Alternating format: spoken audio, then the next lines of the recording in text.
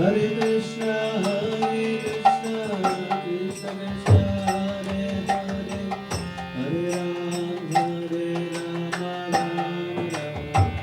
Hare.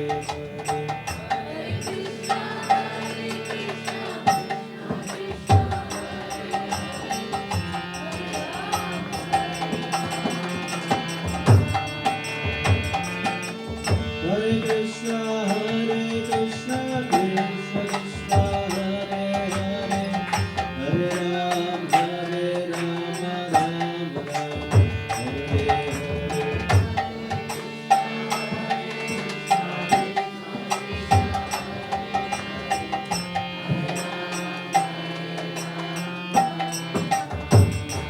Hare Krishna, Hare Krishna,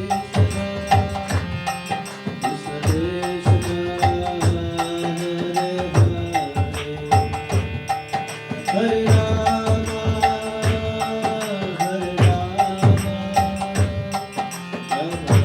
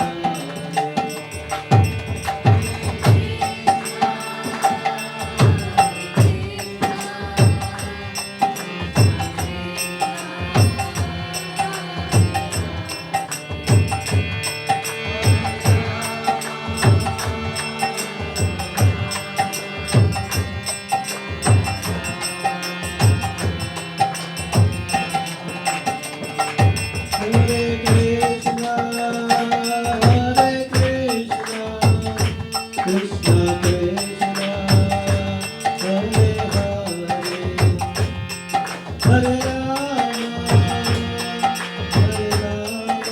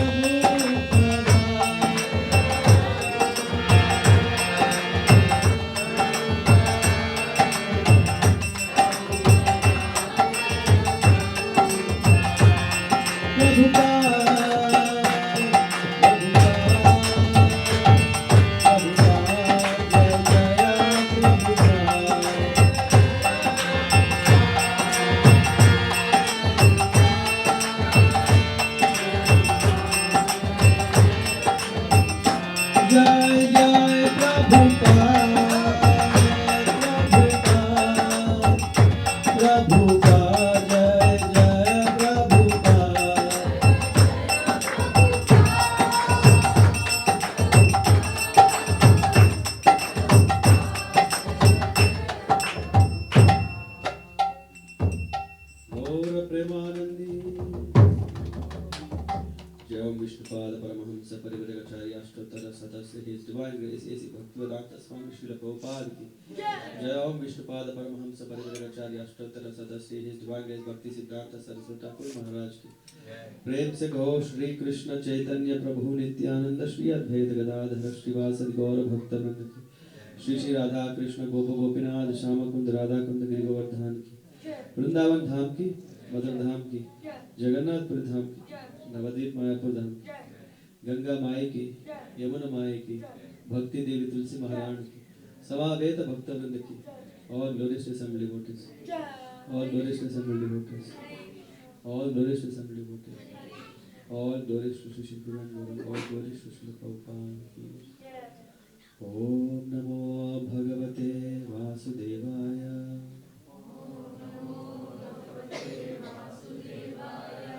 Om Namo Bhagavate Vasudevaya.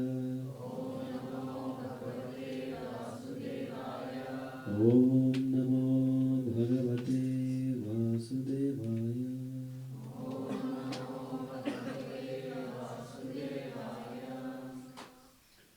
Hare Krishna everyone, thank you very much for coming. As Seema Madhij was saying that today is a very special occasion where we are celebrating Diwali once again. Of course, you might be surprised where are the lights, where are the candles, where are these lamps. Because Diwali means it's the festival of lights, lamps, fire, crackers. Where are they? Actually, they are inside us.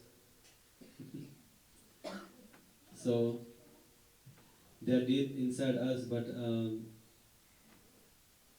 we need some help to discover it. Isn't it? So we are thinking, okay, it's lights means we should see something external, but there is also light inside. How to appreciate the light inside is very, very important, isn't it? Then we don't need to spend so much thousands of rupees. When I was a kid, I used to spend, we used to buy big boxes of crackers. Yeah. I think kids can be silent. And the parents can come more closer so that it's not too noisy in the back. If you can come forward.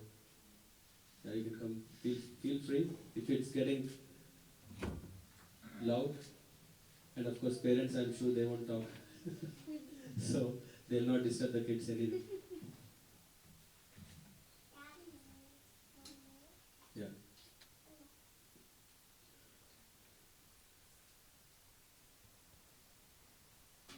As we already said, the occasion of Diwali is about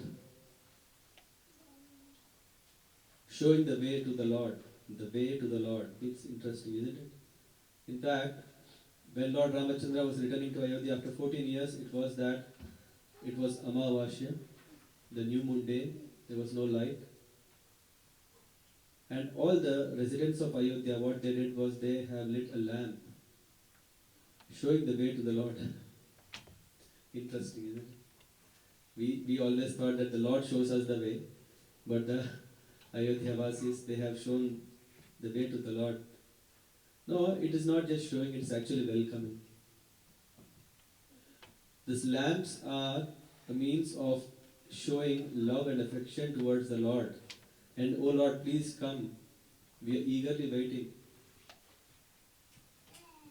And the best thing is, the Lord appreciated all the citizens or the Ayodhya Vasis when they were offering these lamps, showing. And Lord is able to reciprocate the love and affection from all of them. And when someone is sharing love with us, sometimes we are not able to reciprocate that.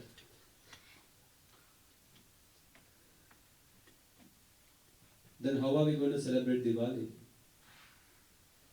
To celebrate Diwali, we should appreciate something very important. It is said that Ajnana, ignorance, or avidya, is also ignorance, symbolizes darkness. Just if we are on a new moon day, if we are out for a walk, what can we see? We may see, okay, it's a town or a city, we have a lot of lights around. What about an autobahn in Germany? There is no lights, pitch dark. So we can see light and darkness. They can't stay together. Similarly, the knowledge and ignorance, they can't stay together. Where there is knowledge, there is no ignorance. In that way, we can see knowledge plays a very important role in our life. But what kind of knowledge are we really talking about? Knowledge, I think we all have studied from our childhood so many subjects. Some have even favorite subjects. Math is my favorite, chemistry is my favorite, metaphysics is my favorite, biology is my favorite, economics, commerce. Knowledge is abundant, available.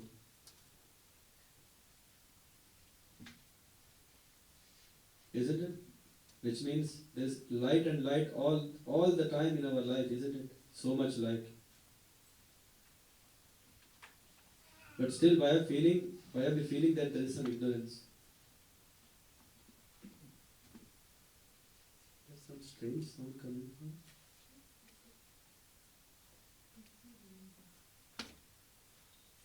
Not there from here. I hope it's not Diwali special. It's a kids area. Vibhu is in the back. See the ghost. He is giving us that effect. So where there is knowledge, there is no question of ignorance. Yeah, in fact, from the Brihad Aranyaka Upanishad we see Asatoma, Satkamaya, Tamasoma, Jyotirgamaya, Mrityorma, Amritangamaya. So our life is meant for a transition from one state to a next state. And the next state is all about consciousness. We do not want to stay where we are. We do not want to go down. We always want to improve day by day. In Sanskrit, there is this word parivartan. A transformation for good. When we are changing, that should be based on not on our own, what do you call this? Speculation, assumption, but should be based on solid knowledge. How many of us here agree? Knowledge is very important. The question again comes, which kind of knowledge? There are so many books that are written by so many authors. Some are real, some are not so real. Some are becoming famous because there is so much demand for such subjects. Like, what do you call this? Gossips. Have anyone Stardust? Have anyone heard these magazines? Stardust. No one heard? Magazines? Stars. Yeah, they are these film stars and then their dust. Lotus dust. There are books on that. In the past it was okay, I think the stars were able to manage. Now it becomes too much for them to handle the dust. They don't know whose dust is thrown on them.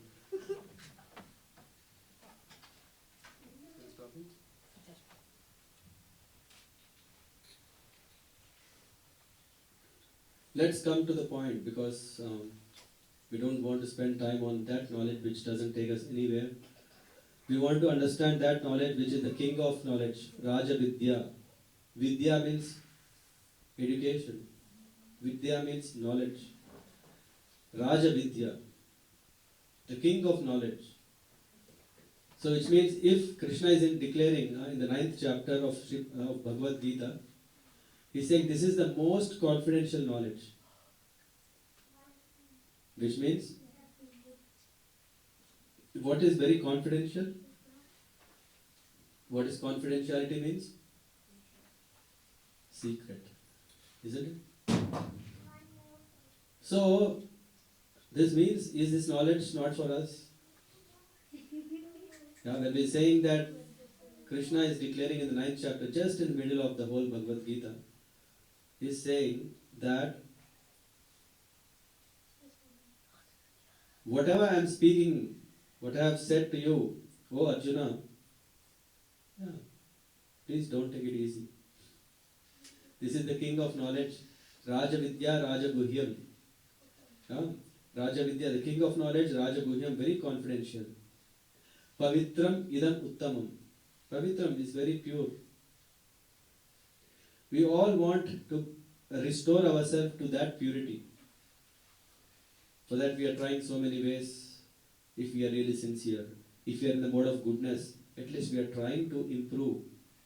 If we are in the mode of passion or ignorance, we don't care. If there is knowledge, okay, what does it mean for me? Nothing. No, this Bhagavad Gita is the king of knowledge.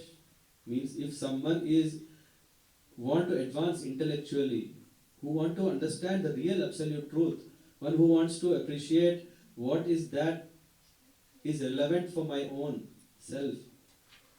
Because Bhagavad Gita is speaking the essence of Tattva, Tattva Jnana. Tattva means nature. Tattva means characteristics. Tattva Jnana means that knowledge which is talking about nothing about mundane things. Of course, just to appreciate who we are, we also need to know where we are living, isn't it? So in that context, Krishna is saying, Prakritiya kriyamanani gunakarmani sarvasaha ahankara vimudhatma kartaham iti manyate. Yes, to help us understand who we are, Krishna is saying the world where we are living, what is it made of? And he also is saying that why are we illusioned ourselves thinking that I am the doer? How many of us feel this is very relevant question? How many of us think that, hey, I shouldn't have done this, but something came to my mind and I became totally blind and that's why I'm doing something wrong. In fact, in this 9th chapter, Krishna himself is saying that this knowledge is the king of education, the most secret of all secrets. We all like to hear secrets, isn't it? The secret of all secrets is this. If we know this, then we are not so interested in other secrets. It is the purest knowledge. And because it gives direct perception of self by realization, pratyaksha pratyaksha, by real. It's not just if someone is saying you do this, you'll be happy, if you do that, you'll be happy. There are so many such bogus propagandas which are full of cheating interests. Everyone is saying, if you turn on any TV, we see so many ads. This is the finest ever made iPhone. And after a year, there will be one more finest. And after 2 years, there will be one more finest. Of course, yeah, we appreciate, otherwise why are we buying that? But is it everything? No. Krishna is saying here, don't go behind that. He is saying to practice, to appreciate the knowledge, what Krishna is speaking. Take to that. It is perfection of religion. This is what I say. Pratyakshaavagamam dharmyam. Dharmyam. Srila Prabhupada says dharma. In English it's translated to what? Religion. What is a religion?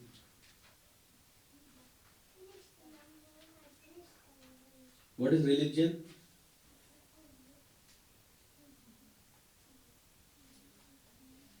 Anyone? To know the God is religion? Okay. Someone else? Following dharma? But dharma is religion, not translated. Religion is faith. Religion is faith.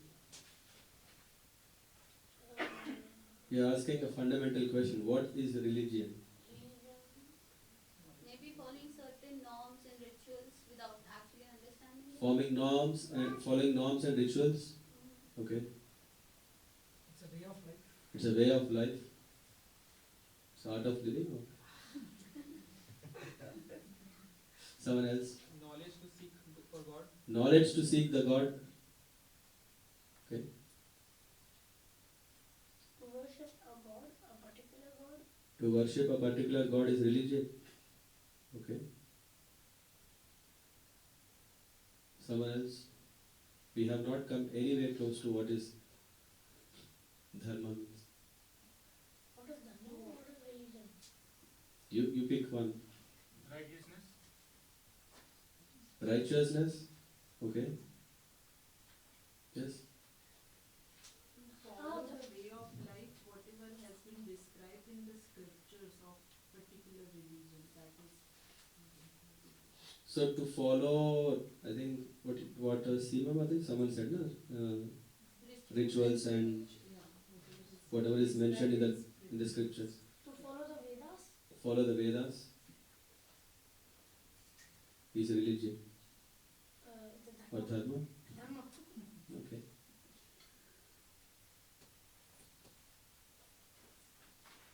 Dharma means nature, characteristics. That is what is dharma.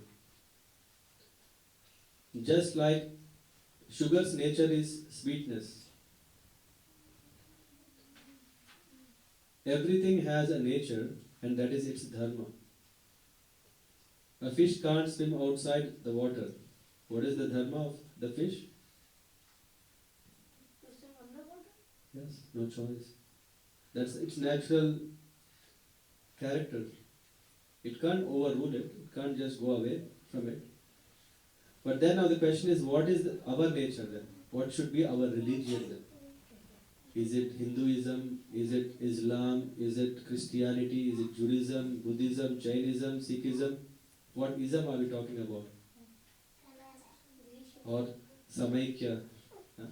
Some people are lost now. That why to have this all? Let us say that we accept and appreciate all the religions. No, then there is no fight, universal peace. But then still the question lies, what is our nature?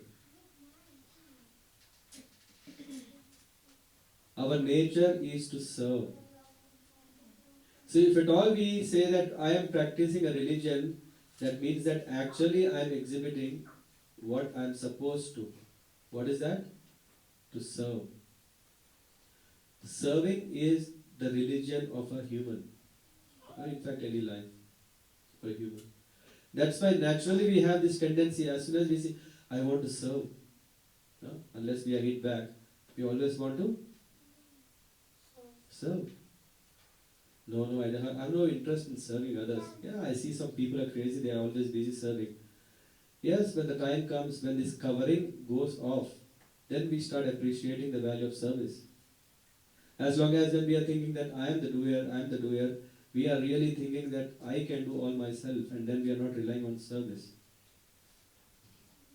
But when this dust, avidya, is cleared, then what happens?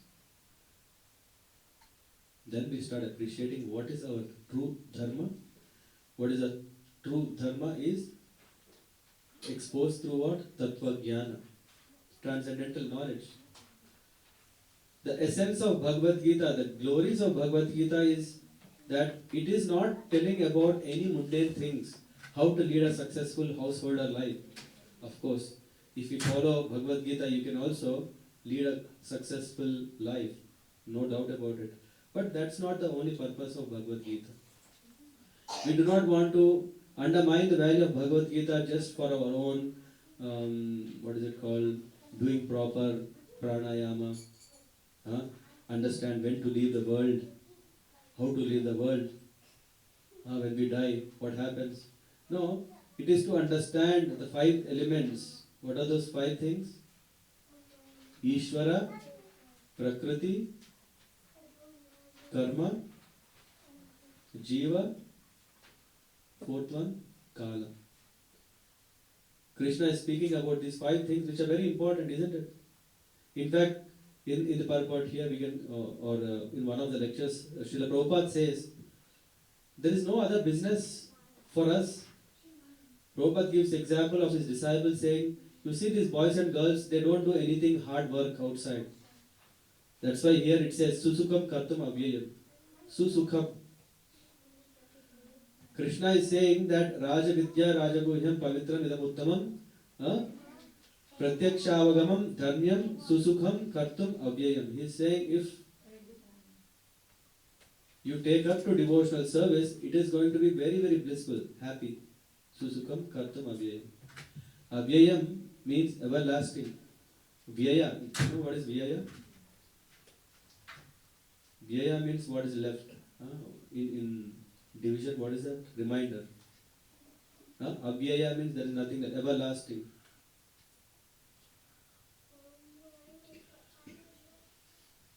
So Krishna here is saying this knowledge is so important. Vyasadeva, who has made this available, he is making such a crest jewel knowledge that we need. We have tried so many knowledges, we keep upgrading from release 1 to 2 to 3 to n number of releases, whatever we can do. That's not bringing us where we need to be. Gita is said most confidential knowledge. Why? Because this is, of course, if someone is telling you are not this body, how many of us understand it?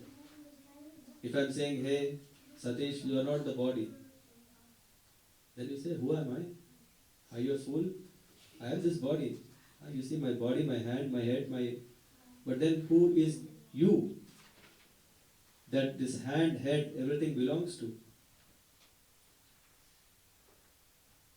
Do we want to know that?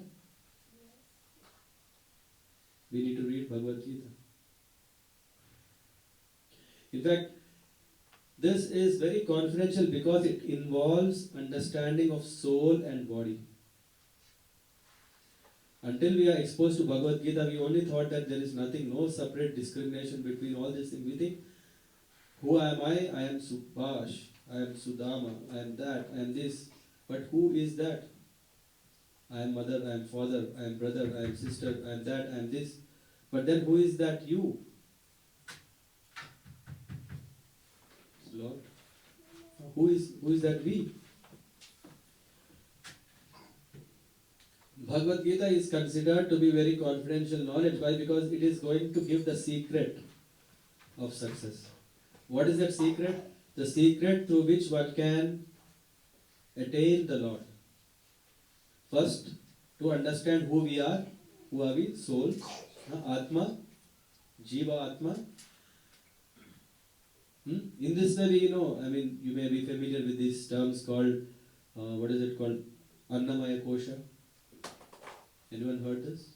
Annamaya, Pranamaya, Jnanamaya, Vijnanamaya, Anandamaya Kosha. These are the coverings that are covering our soul. So a baby, when the baby is born, is considered to be in the state of Annamaya, not Anandamaya. Annamaya means the infant is made of what? What is predominated? Food. Yeah, whatever the baby has nourished through that.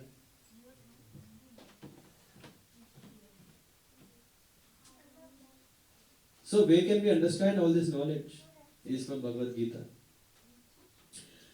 And then, because it speaks about the activities of the spirit soul, we are not going to get in any other books so easily. Of course, there are so many Vedas, there are Upanishads, there are Puranas.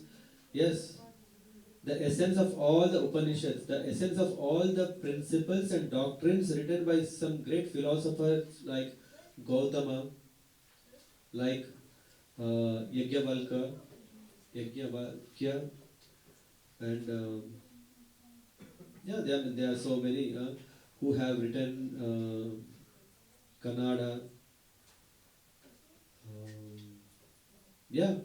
So many have given so many philosophies. The essence of all, everything is later written by Vedavyas. And because it is speaking about the spirit soul, because these are the direct words of the Lord Himself is speaking to Arjuna. And that too we know from what state to what state did Arjuna come.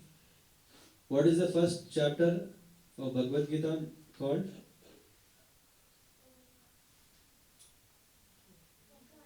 Vishada Yoga. It's something similar to where we are, right? Always worried, oh, what's happening? Why is this happening? Am I doing right? Am I doing wrong? What should I do now? Oh my God. So Vishada. And what is the last chapter called? Sannyasa Yoga. Sannyasa Moksha Yoga. Liberation. So from chapter 1 to 18, there's a huge transformation where Arjuna had complete clear of mind, had complete understanding of the science. And Krishna declares that if you know this, hey Arjuna, you don't have to know anything else. Just if you understand Bhagavad Gita, then your life is successful. How many of us know the glories of Bhagavad Gita? The other day in Hamburg I was mentioning, taking from Padma Puran, and today I'll also just take a section of Varaha Puran, and from both the references we see what it means, Bhagavad Gita in our life. Mala nirmochanam pumsam jalasnanam dine dine sakrit Geetamrita snanam samsara malanashanam. If one goes to Ganges and takes bath, all the contamination or dirt is going whenever he is taking a bath, dina dine. But when someone is taking a bath of from Gita Amrita, Bhagavad Gita, then what is happening? Samsara malanashanam. Then one may be able to be cleansed of dirt of material life altogether. How many of us is feeling that we are filled with dirt in our heart, in our mind, in our deeds, in our actions, in our thoughts? What is the solution? Bhagavad Gita. Bharatamrita sarvasvam. Vishnu vakritat vinihritam Gita gangodakam pitva punar janma na vidyate. Wow, what a nice thing. Here, one who drinks the water of Ganges attains salvation. So what to speak of one who drinks the nectar of Bhagavad Gita? Bhagavad Gita is the essential nectar of the Mahabharata, and it is spoken by Lord Krishna himself, the original Vishnu. And in fact, in the Gita Mahatmya, there is this mention about Ekam Shastram Devaki Putram Gitam. Eko Devo Devaki Putra Eva Eka Bhadras Tasya Namani Yani Karmapi Ekam Tasya Devasya Seva. It is said that Ekam Shastram, if we have to refer to one scripture, sometimes we are challenged. I came across scout, a Christian scout, who was eager to preach Christianity, and in that spirit he was saying, hey, why you guys have so many books? We are very fortunate that we only have one book. I said that we also have one book but split into so many that we need a full library of books.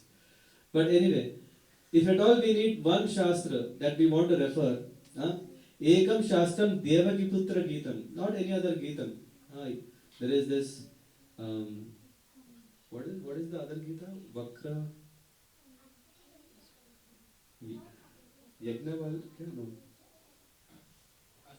Ashtavakra, thank you. Yeah, there is Ashtavakra Gita. No, it's very clear.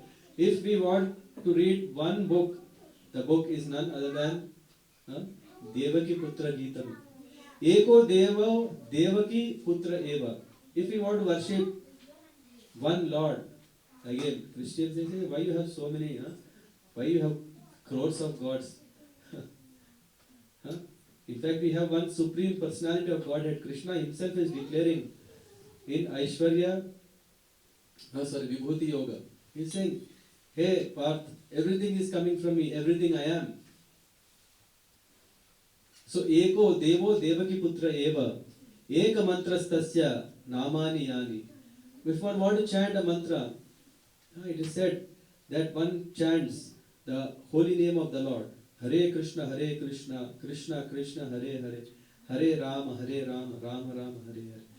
And if at all we want to do something, because we, as I said, our nature, our dharma is to serve. What is that? Karma pi ekam tasya devasya seva. If at all we want to render activity, any activity, that is to serve the Lord. So this way we can see that the Lord is giving us access to knowledge, and how this knowledge helps. In Srimad Bhagavatam, how many of us know Gajendra Moksha? Gajendra, the elephant, the king of elephants, he attained liberation, and he is offering wonderful prayer.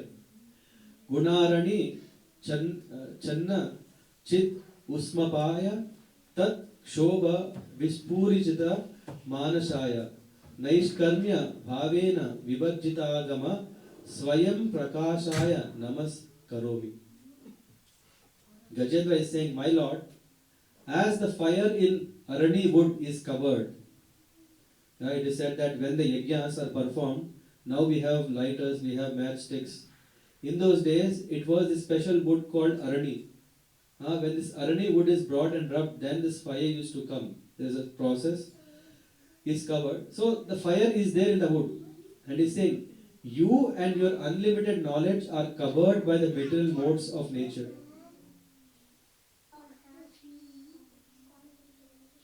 Your mind, however, is not attentive to the activities of the modes of nature. He is saying. Okay. Those who are advanced in spiritual knowledge are not subject to regulative principles directed in Vedic literatures. Because such advanced souls are transcendental, you personally appear in their pure minds. Therefore, I offer my obeisances to you. This explains the greatness of a devotee, a bhakta. A bhakta who has no other business except to please the Lord. Gajendra is saying that, oh Lord, such devotees who are absorbed only in you, they are not under the effect of this modes of nature. They are not affected by tamoguna, rajoguna, sattvaguna. In fact, there are so many wonderful prayers in Srimad Bhagavatam bringing us to understand the essence of Bhagavad Gita. Is it amazing? We have a manual in the form of Bhagavad Gita, and how to understand that? We have some other books. So in essence, we have one book, which is Bhagavad Gita, that makes our life successful. But we need supporting books in the form of Srimad Bhagavatam to understand practically what is Bhagavad Gita. As I was mentioning from the Varaha Purana, we can say the glories of Bhagavad Gita is mentioned. If someone very thoroughly does Patana, Patan means study. Shravana, what is Shravana? To hear. Nidhi Dhyasana means Dhyasan. What is Dhyasana? To fix our mind upon it. Nidhi Dhyasana.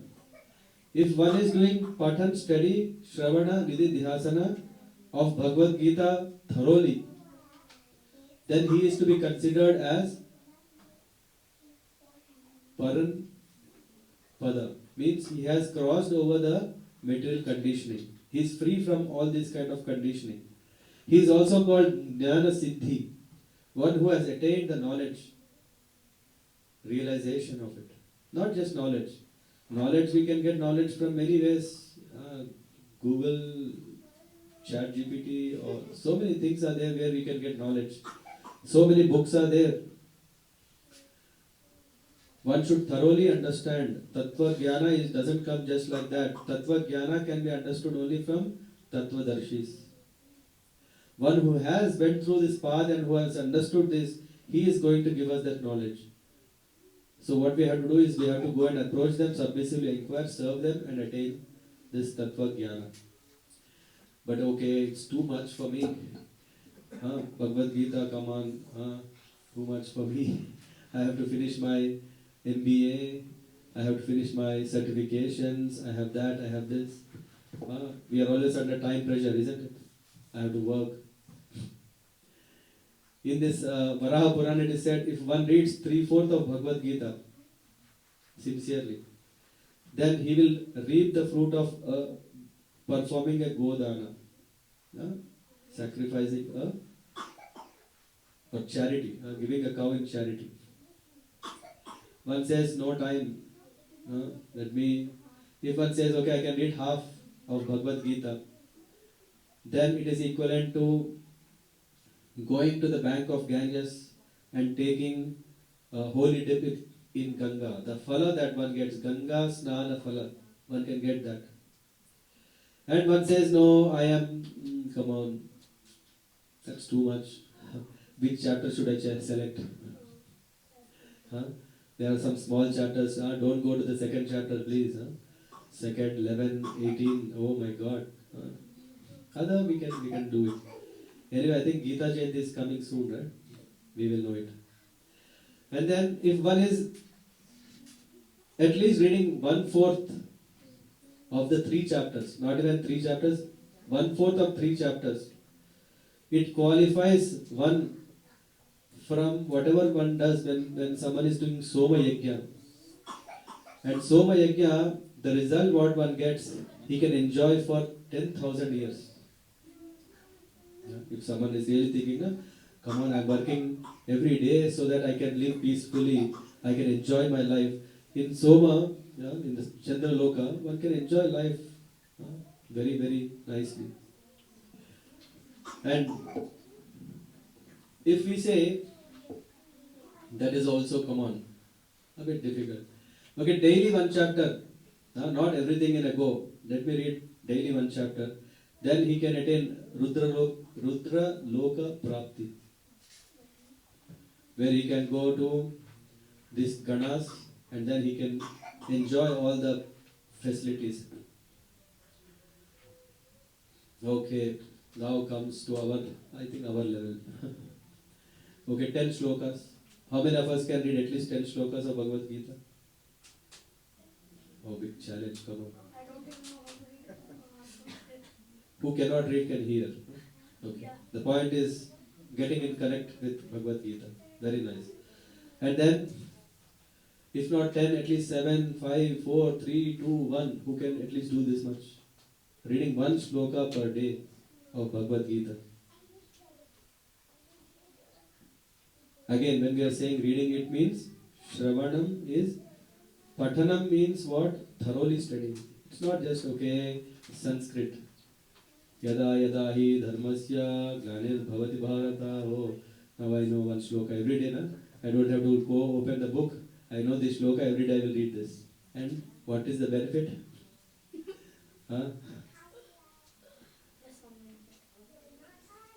One has to digest the meaning.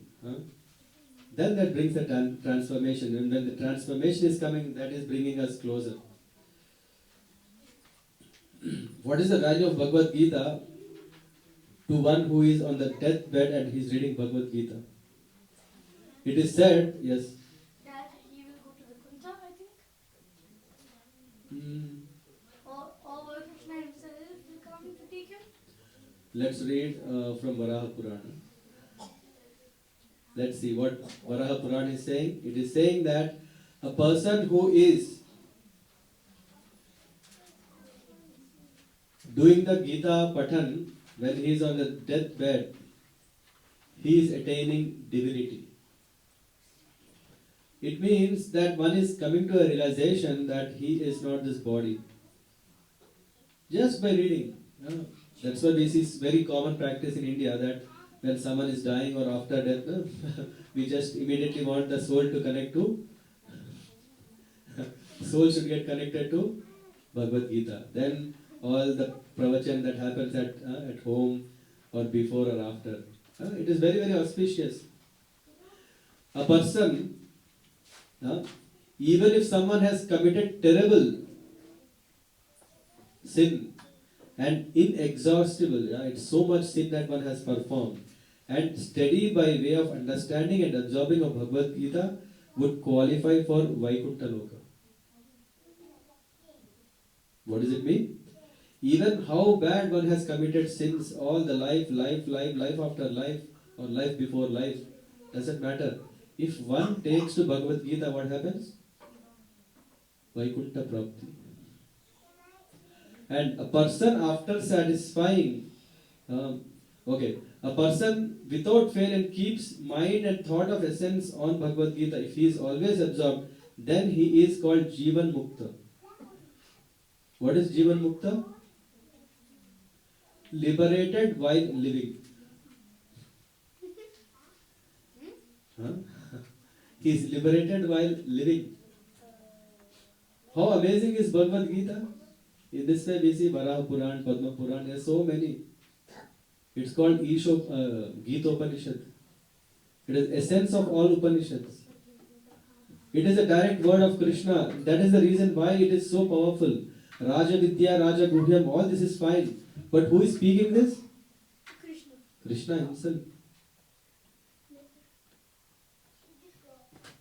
And in fact here, Susukham Kartum Abhyayam is very nice. We can see Bhagavad Gita is purifying. Susukham Kartum Abhyayam. Before that there is Pavitram Uttamam. Pavitram means pure. Why is Bhagavad Gita pure? Okay, we see that because the Lord has spoken. Is that? Because it has the power of making us purified. How many of us accept that we have committed some kind of sin? One or the other, or maybe. I think if we are building an what do you call this? A building made of our sins. How many story building? I don't know. It would be a big palace of sin. But when we take to Bhagavad Gita, Aprarabdha phalam papam kutam bijam phalonmukham kramenaiva praliyeta Vishnu bhakti ratatmanam. It is said, for those who are engaged in devotional service of the Supreme Personality of Godhead, Krishna, all sinful reactions, whether fructified, this prarabdha karma means, and kutam is the reservoir of all the sins. They are just ready to, the seeds are ready to germinate, just ready to come out, and then no. Whether it is fructified or in stalk or in the form of a seed, gradually vanish. That is the greatness of devotional service. And what Bhagavad Gita is telling is, it is ultimately saying, Vedescha sarvam ahameva vedya, Vedanta krit veda chaiva aham.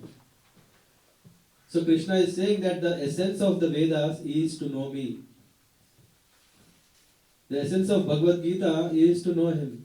The essence of Bhagavad Gita is to engage ourselves in devotional service. In fact, when one is engaged in this process of Shravanam, Kirtanam, Vishnu Smaranam,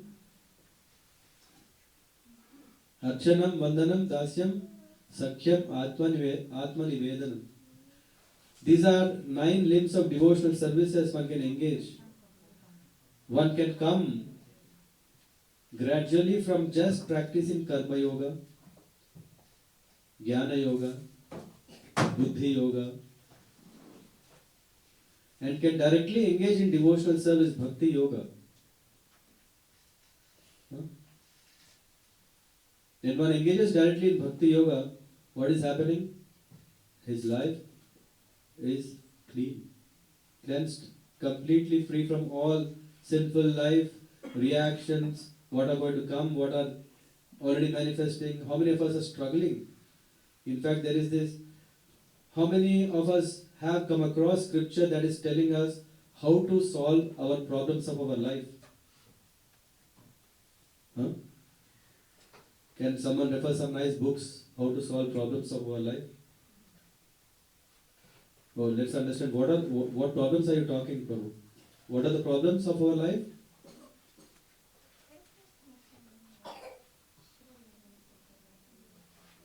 Hunger, thirst.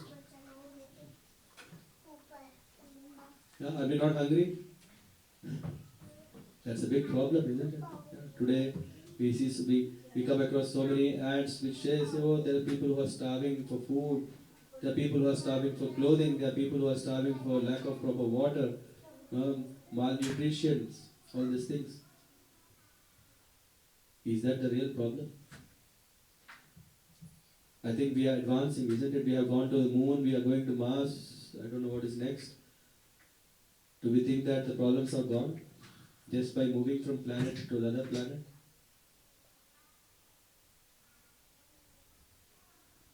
The problems of our life are Janma, Mrityu, Jara, Vyadhi.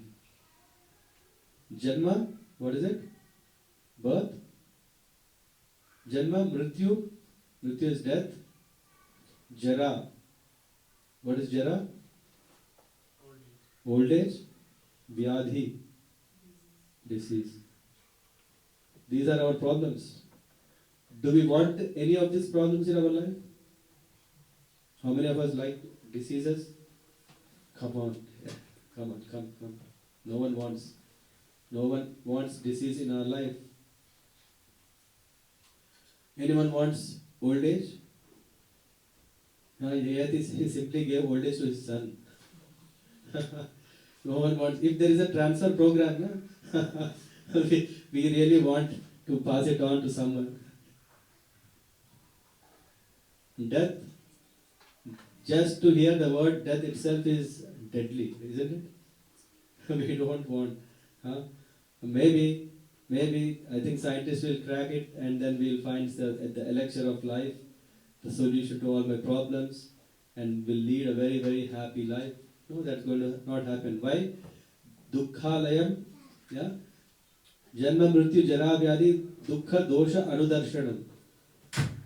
There is a purpose of these things in our life here. Bhagavad Gita is telling the solution how we can overcome these 4 problems of our life. And Krishna himself is saying, if you know this, you don't have to solve any other problem. If you just accept me, you don't have to solve other problems. Why?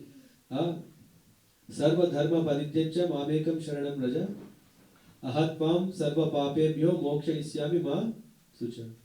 Krishna is saying, if you accept me, if you accept my teachings, if you come to the platform of what it means to be a pure soul, free from all this conditioning, then I am going to take care of you, don't worry. As I said, when we have fear of so many sins that we have committed, the solution is, Krishna is saying, hey, just forget all this. He is telling in the end of the whole Bhagavad Gita, 18th chapter, the last verses, he is saying, this is, Arjuna, you are talking about this is my dharma. My dharma is that as a husband I should be like this. My dharma as a father I should be like this. My dharma as a kshatriya I should be like this. So many. Arjuna finally got confused. Tell me one dharma that I can follow. What is that dharma? Simply accept. Simply understand. What is dharma? I said, to serve. Dharma means nature, and Krishna simply said, what is the true nature of everyone is to serve. And Krishna is saying, hey, if you do that, then you wouldn't even have all these problems. Because we are not doing that, that's why we end up in all these problems and we start thinking, let me solve it, let me do that, let me do this. It's just like shifting the burden from the head. If someone you see in Rajasthan, right, or some places where they are carrying heavy water pots, they carry on the head. After some time, they move it to the shoulders, to the waist.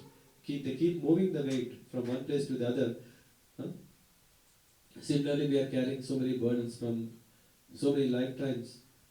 Krishna is saying, forget all these things. If you just understand that the easiest and the best thing is to serve me, and that's it. That's the secret of life. That is the essence of Bhagavad Gita. Bhagavad Gita is not interested to tell us how to advance materially. It's not helping us only to understand who we are. It is also helping us to understand what is our relation with the Lord. What is the relation between Prakriti and Ishvara? What is the relation between Jiva and Ishvara? What is the relation between Kala? What is the role of Kala in one's life? What is karma? Everything. Only challenge is because we have somehow, what was that? We are going to close soon. Huh? Because we have not appreciated this very important science in our life, in a sense, we are still in avidya, in ignorance. And if we want to celebrate Diwali, we can celebrate Diwali very nicely. Again, we can go out, we can crack firecrackers, yeah, with all flavors. Again, I appreciate, even in Diwali celebration, we can see how we celebrate in the mode of goodness, passion, and ignorance. Huh?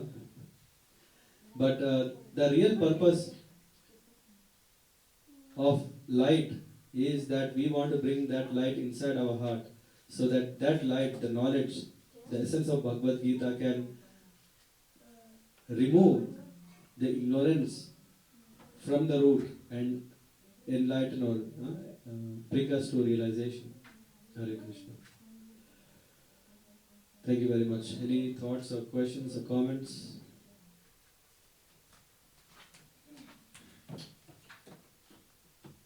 How many of us appreciate Gita?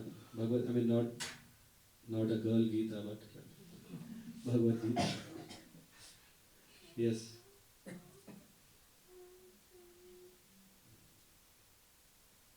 When it is so important in our life, we should really take advantage of it. Because His Divine Grace, A.C. Bhaktivedanta Swami Srila Prabhupada, has brought Gita as it is. The genuinity is the key. We don't want to just kind of read any book. We have to be very careful when we are reading such knowledgeful books. We have to read from the parampara. Evam parampara praptam. Krishna himself is saying, Raja Viduho is saying to Arjuna, this knowledge has been coming from parampara. Only thing is, it has been broken at some time, and now I am again reviving it. So that's why I am speaking to you once again. So we should be very careful. We should hear actually. Studying is okay, but we should hear. We should very carefully hear to Bhagavad Gita to understand that this subject. It is not anything of self. What do you call this? Self-study, self-learning, self-healing, self. Who is this self actually? to understand who is the self itself, we don't know. So we have to be careful. That's why it is said, Tadvidya Pranipadena Pariprashnena Sevaya Upadeshante Gnanam Gnaninas Tattva Darshana. When it comes to Jnana, don't take risk. It's not. I always remember this Rahul Dravid in one ad. I think so many people come and give opinions or advices. You do that, you do this. He says, no. We don't want to take any opinion. We want to take the right opinion. We don't want to take any book. Okay, it's nice. I think I can fly in the sky. Oh, this is nice. I can earn more money. No, these are not so important. What is important is to solve the 4 problems of our life. And Krishna speaks in Bhagavad Gita how to get out of all these problems. Thank you. Oh, second, thank you. And open. Yeah, if someone would like to ask any question, yes. Like my question was, when you said that liberation while living, I didn't really understand what you meant by that. And what is better, liberation while living or the normal liberation? What is normal liberation? Just liberation. What is just liberation? Just like just do it?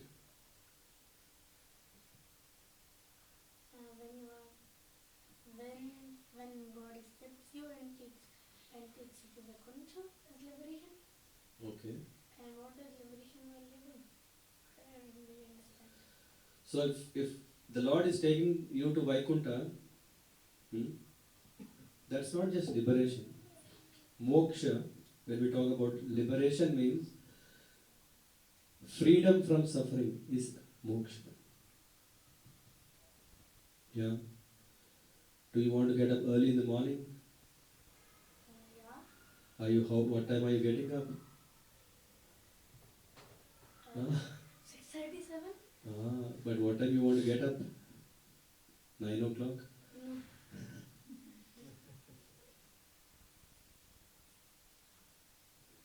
So liberation is something that we should understand that I have a problem in my life. Sometimes we may think, hey, I don't have any problem. If someone asks, who are you, how are you, we say, hey, we standard answer, I am fine. But we should understand that I am not fine. Maybe the body is fine because body gets what it needs. But the soul is not given what it needs. The soul needs what? Nourishment through chanting. Hare Krishna, Krishna Krishna, Hare Hare, Hare Rama, Rama Rama, Hare Hare. The soul needs prasadam. Huh? The soul needs service. When it is not getting, then we are suffering. Then we are conditioned. It's just like a prison. We are prisoned, or what do you call imprisoned?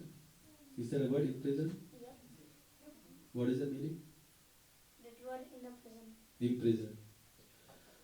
So, when we have these barriers broken, then there is no such limitation, then we are liberated. That is moksha. So when one gets out of this material world, from all these sufferings, when he is completely detached from what is happening here, when he attains that state of Brahma Bhuta, in a state of Brahma Jyoti, where he is saying, hey, I have nothing to do with this material world. He is a jnani. He is understanding, hey, this material world, I thought it's a pleasure potency. It's all a pleasure pot full of pleasure. No. When he understands that and when he detaches, he is in moksha, liberation. Now, Jivan Mukta or Mukti, Moksha, there is gradation. Anyway, too early to discuss in detail. Jivan Mukta, Jivan means one who is alive, and Mukta means when someone is practicing. I can give an example. We did a kirtana, right? We did a bhajan before. When we were doing bhajan, what was happening? What are we doing in bhajan? Yeah, I hope we didn't open the phone to browse. So you may ask, what stupid question are you asking? What do? We are absorbing ourselves, we are getting connected with the divine energy. Why? Because the Lord's name itself is transcendental. It's not just like any name like Subhash or Sudhama or Rudra.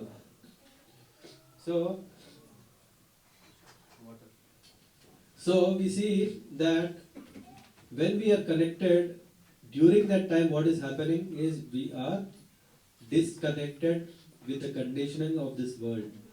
The longer that we are doing, the longer we are Jivan Muktas.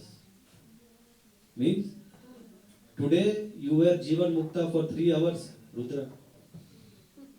Okay? If you really did it.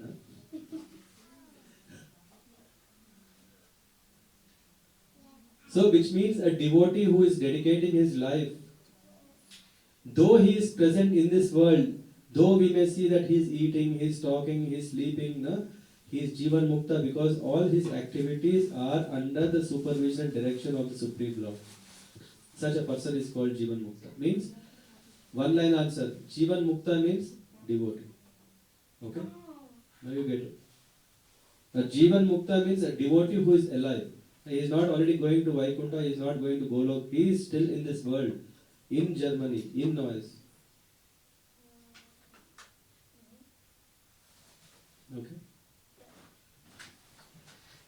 Okay. Let's close this here. Okay. You mentioned that when a child is born, he has a covering of Annamaya. Yeah.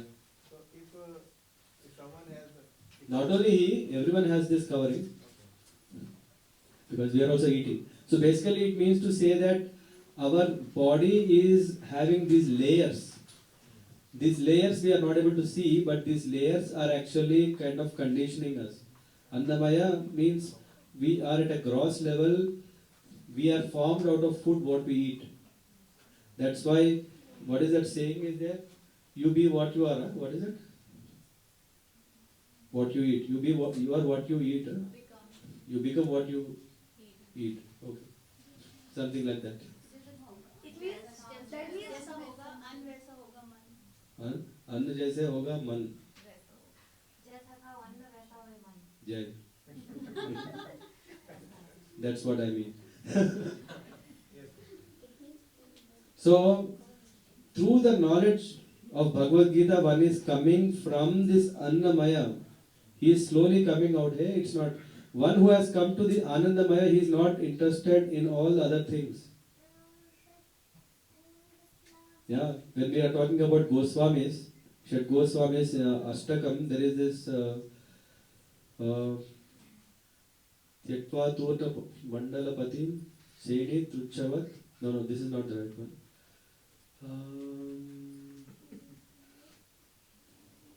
What is that? Yeah, they don't even sleep. Nidra Hara Vihara Kadi. I forgot what is starting. But anyway, the point is, when one is coming to the Anandamaya Kosha, he is not affected by the lower level of conditioning. Nidra Hara Vihara Adi. I forgot. I mean, this is summarizing the greatness or the position of Goswamis. So when one becomes a devotee, then he is not affected by all the other koshas. So one is going above it. So it's a gradual purification process. Then there is Jnana, then there is Vijnana. Jnana is telling about knowledge, Vijnana is telling what it means. And then in the Vijnana is about realization of self. But that's not everything. Then there comes this Anandamaya, which means that how can we really happy? I can only be happy when I really understand I am the servant of the Lord. I am only happy when I am engaging in the service of the Lord. That is what is Anandamaya Kosha.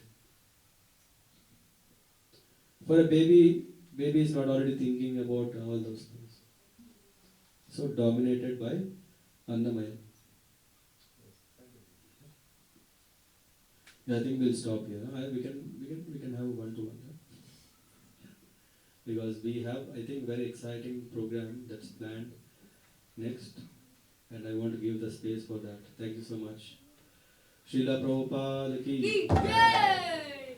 By the today is the disappearance day of His Divine Grace A.C. Bhaktivedanta Swami Srila Prabhupada, ISKCON founder Acharya. Yeah. By His grace, we are able to sit here, to be honest. Why? Because he had, at the age of 70, he came out of India, that in a very, very adventurous and very, very difficult, against all the difficulties he came to the US, and he established Krishna consciousness in the US and all over the world, and expanding, ever expanding. Anandam buddhi vartanam pratipadam purnamrita svadanam sarvatma sapanam param vijayate Shri Krishna Sankirtanam. So Sri Chaitanya Mahaprabhu predicted that this Sankirtan movement spreads all over the world, in every village and town, in every continent. How was that possible 500 years back when someone could see, was it really possible? We can see that Srila Prabhupada made it. So we are all indebted. We should also feel that. Because of him that we got the opportunity to come together. We are reading Bhagavad Gita, we are understanding the Bhagavad Gita. He made it available in English that we can really read. He made the purport so easy that we can correlate ourselves in our life and then apply those. And he made the system that is required with all the purposes of establishing ISKCON. He didn't compromise anywhere. He has passed this timeless Gita wisdom. Now, if I see in Gita, T stands for timeless wisdom, G for genuinity, I for integrity. It is as it is, there is no compromise in his teachings. He just provided Bhagavad Gita like what Krishna has said. And A for accepting, so that all of us can accept and embrace in our life and attain success. Again, Srila Prabhupada ki Hare Krishna.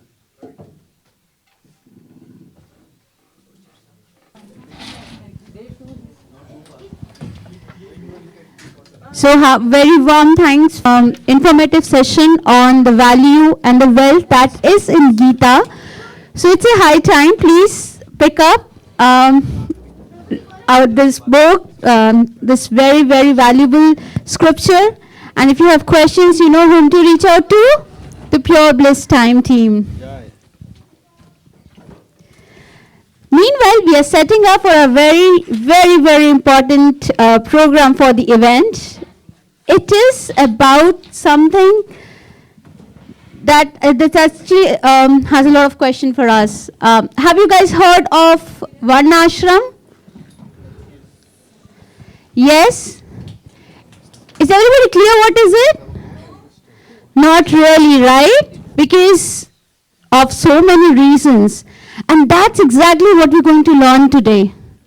That's exactly what we are going to have two teams whose, of course, one is going to talk about why it is important and the other is going to talk about the practical aspect, because this education is completely missing from the modern education system. Interesting, isn't it? The most interesting part is going to be, please be attentive, and there are papers and pen in the end. Pick up and write your questions when the teams will be debating. If you come up with a question, we will have the forum to open for everyone to ask questions. And probably the team who are going to debate, they are going to be answering those questions. If they can't, then of course we have Sri Siddhama Prabhuji to enlighten us. Before we start that, we open a survey.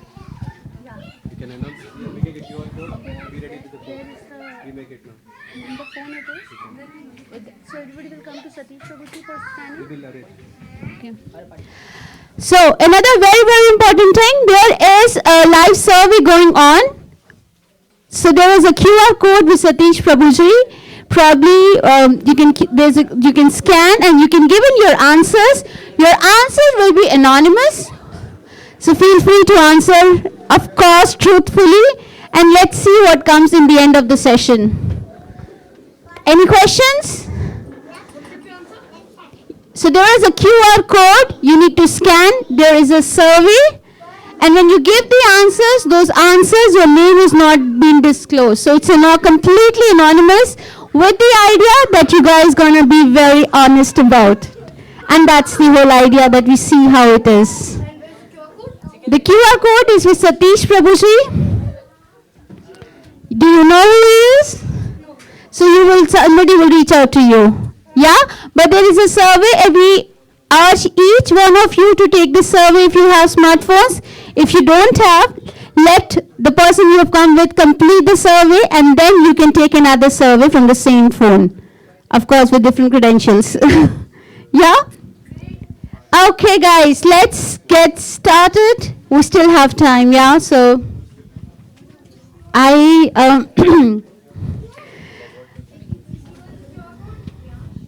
where is the QR code? So we have one participant who is very actively seeking our QR code. So Videndra Nandan Prabhuji, can you help finding the QR code? To Rudra, before he finds us the next time. Everyone ready with phones?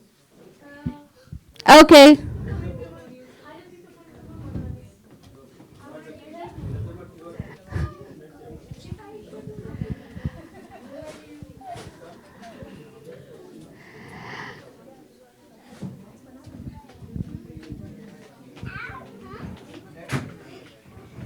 Okay, so the participants are coming.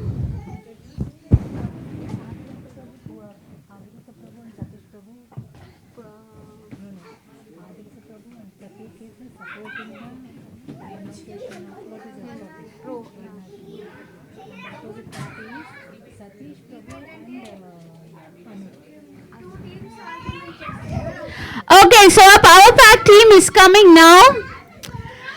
Let us call one who are pro Varnashrama. So it is Adidasa Prabhuji, please come on stage, and Prateek. Okay, guys, be ready with your questions. Now, if you're pro and you have, yeah, these are pro Varnashrama, which means they are in favor of Varnashrama. And the one who says why Varnashrama, they may not be like against of it, but like why, and which is a very important question, because we shouldn't just follow, right? We should ask why, understand the importance, and probably do it. So the next team is Anup Prabhuji and Satish Prabhuji. Okay.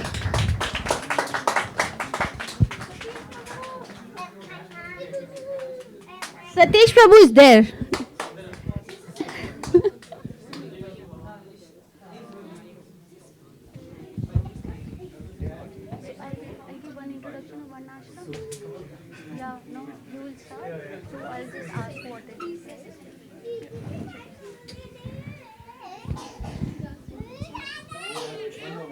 Okay, I'll give this mic.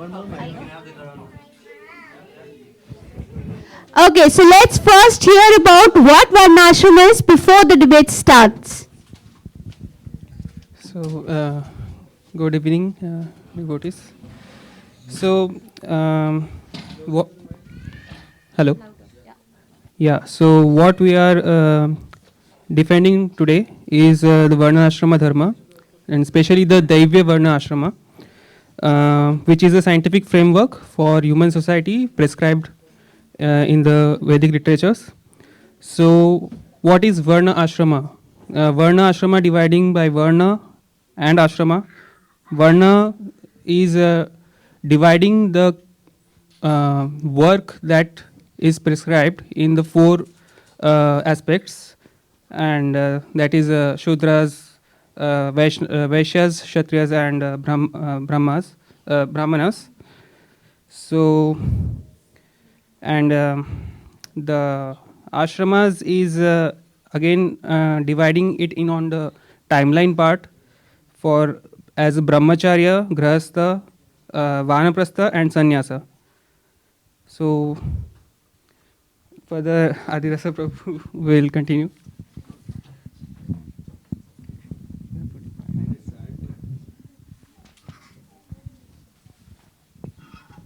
So as Pratik Prabhu mentioned about what is Varna and Ashrama, and Krishna in Bhagavad Gita also confirms in 4.13, Chatur Varnaya Maya Shashtam Guna Karma Vibhagashaha.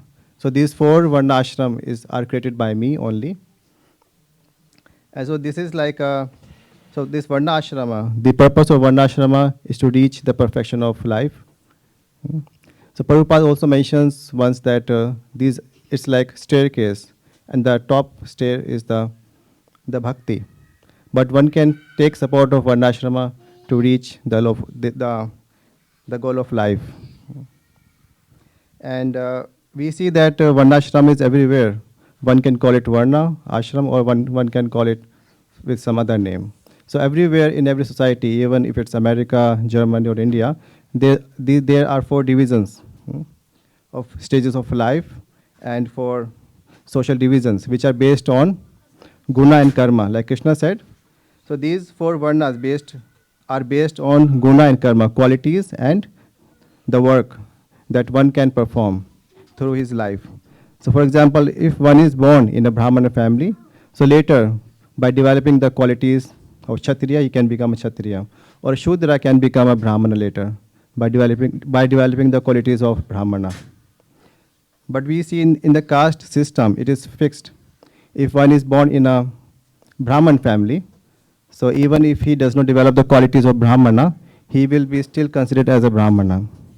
But on the other hand, in a Varna ashram is flexible. One can change its ashram based on the qualities that one develops throughout his life. And we see that also, Varnashrama, it's a universal social structure that helps one to develop the qualities of devotion. So it's a timeless structure and a perfect social system that is natural, not artificial. So because everyone has a tendency to work according to his nature. So that is provided by the Varnashrama in our society. So we see that it's a universal. Yeah. Thank you. So we heard about in favor of Varnashrama from Adilsa Prabhu and Pratik Prabhu. Now let's hear to what are the other folks going to say. Do they also accept already or do they want to counter? Let's hear from them. So Hare Krishna. So as Prabhuji mentioned, Varna Ashrama, there are two words, Varna and Ashrama. I would like to talk about Varna. So as Prabhuji mentioned, there are four Varnas, Brahmana, Kshatriya, Shudra and Vaishya. So the relevance of this particular four Varnas that what Krishna has made, especially in the 21st century, what I notice around, it's not at all relevant, and there's no point there's no point to talk is what I believe, because there is no use, because the new modern education system has no values for all these four Varnas. So when we date back around probably a couple of 1,000 or 2,000 years back, we had this particular Varnashrama system, which was Kshatriya, Vaishya, Brahmana, and the Shudras. So this was the major concept that evolved many years ago. But now we cannot do this, and this is not at all relevant, and it cannot be practiced. If there are some people who are practicing, it's something like dinosaurs in 21st century is what I can say. So brahmacharya generally goes around after the age of 25. A person studies Vedic scriptures or education. Then later on he enters into Grastha-ashrama. Then he goes to Vanaprastha, and he then goes to the sannyasa-ashrama. So this is the ashrama concept. Coming to Varna, the four Varnas, Brahmana, Kshatriya, Shudra, and Vaishya. This was divided on the basis of the work. But nowadays we see that what as time evolved, people did not really divide people based on their work, but they made it, or they paraphrased it, the Varna system in the form of caste. One good example that I would like to say about the Varnashrama is that what I've noticed, Varnashrama was valid probably 5,000, 6,000 years ago, but not now, because Varnashrama is paraphrased to caste at this particular moment, is what I believe. And on top of it, let's just take a mini example of education system. Especially in India, we see that if you belong to different subcategories of castes, you're given seats, and there's less number of privileges. It's given to you if you're very socio-economical background, lower background, you're given more benefits, and so the social economic structure of the Varnashrama system is completely not valid. It's outdated, is what I believe in. And for me, relevance in 21st century is null, and it's very hard to practice because of the economic conditions, the social atmosphere that is there around, especially among the youth. Is what I've seen. It's very hard because we have social media. It's very hard to be in the stage of brahmacharya, is what I feel, because there's a hell lot of distractions around. With just a blink of an eye, people get distracted, and there is a lot of short information stuff. So I feel that the Varna, especially the four categories, it's very hard. And we have AI now, so I see that AI does everything.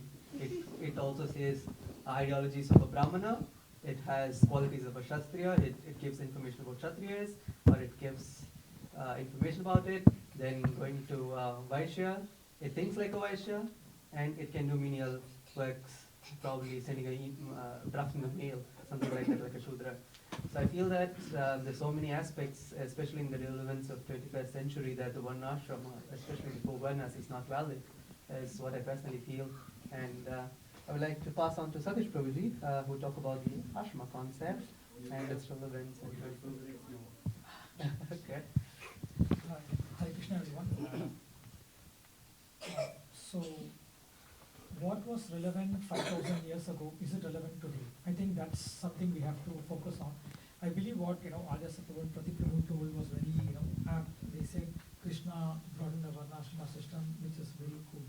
But the point is it relevant in today's 21st century, right? Because instead of getting, emotional or devotional about what was said, let's look at it from a logical standpoint, right? Because there were few constructs for the Varnashrama system, that made it successful probably, many thousands of years ago, which is currently, lacking. One is a spiritually guided monarchy. So that is something that was the base for Varnashrama system. And then the Gurukulas that cultivated Brahminical qualities, and most importantly, the communities were based upon simplicity. So this kind of created these Varnas. Now let's be honest, right? Within the ISKCON community, yes, you can definitely get into a Brahminical mood after completing few aspects. But how much is it really possible in the modern society, right? Do you think somebody who's born in the Shudra thing can really move upwards? Probably modern education system can do that, but I'm really not sure if the Varnashrama system proposed by Krishna is capable of doing that. And the next thing on ashrama, now this is something that which really is a huge concern, right? I'm sure most of us know what is Pareto principle, right? 20% of the efforts results in 80% of the outcomes.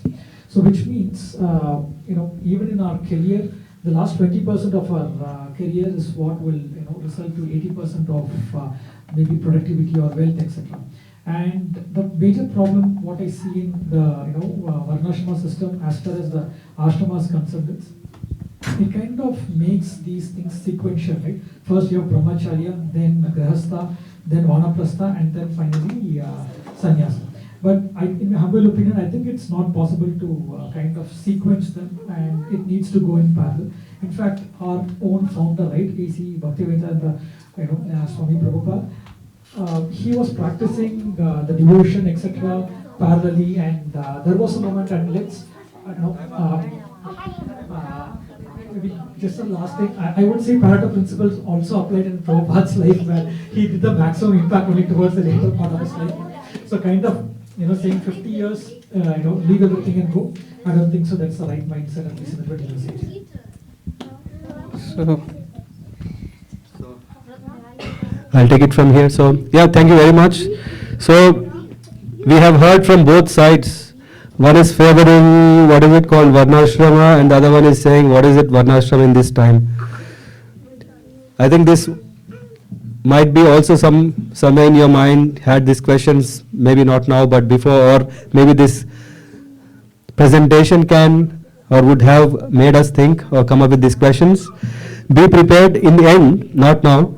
In the end, everyone has a chance to ask one of these four gentlemen question explicitly from what they have said to know more, or we can even understand more what after this first round, we now know what they have presented it. Now in the second round, the teams have the possibility to ask within what they have heard from other team the questions. This means now we go from there, that side. They will ask the team who is in favor of Varnashrama from what they have heard and understand or clarify. Maybe in the end they are right in their own position, or they may learn new. Let's see what's going to happen.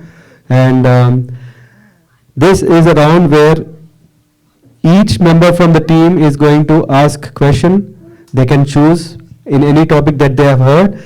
If they have something else other than what they have heard in this conversation that they want to counter or challenge, they can ask, but that would be considered secondary for weighing the results.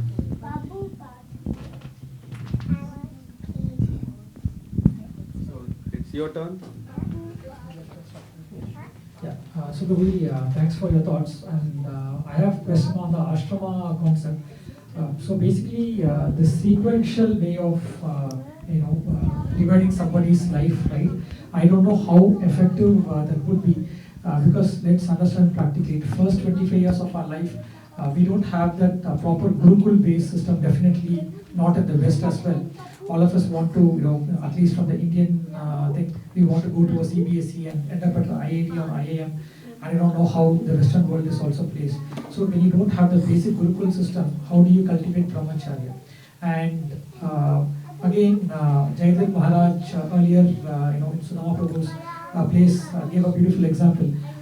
During those traditional years of, when the Varnashram system was there, people got married in their teenage, 13, 14. So they had kids early, and ultimately people, kind of can retire at 50. In the current system, people know what they want in life probably at 40. So, I don't know how this really is applicable. I would like to hear your thoughts. Make a note of it. So basically, you will make a note of this question. When you get the turn, you can answer. So now we are. So now you make a note of the question. Okay. Next question. Next from you.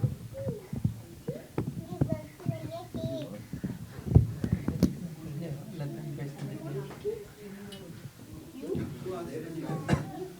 You ask or? No, I'll ask the second question. Okay, fine. So, talking about the Varnashrama system, so it's divided, right?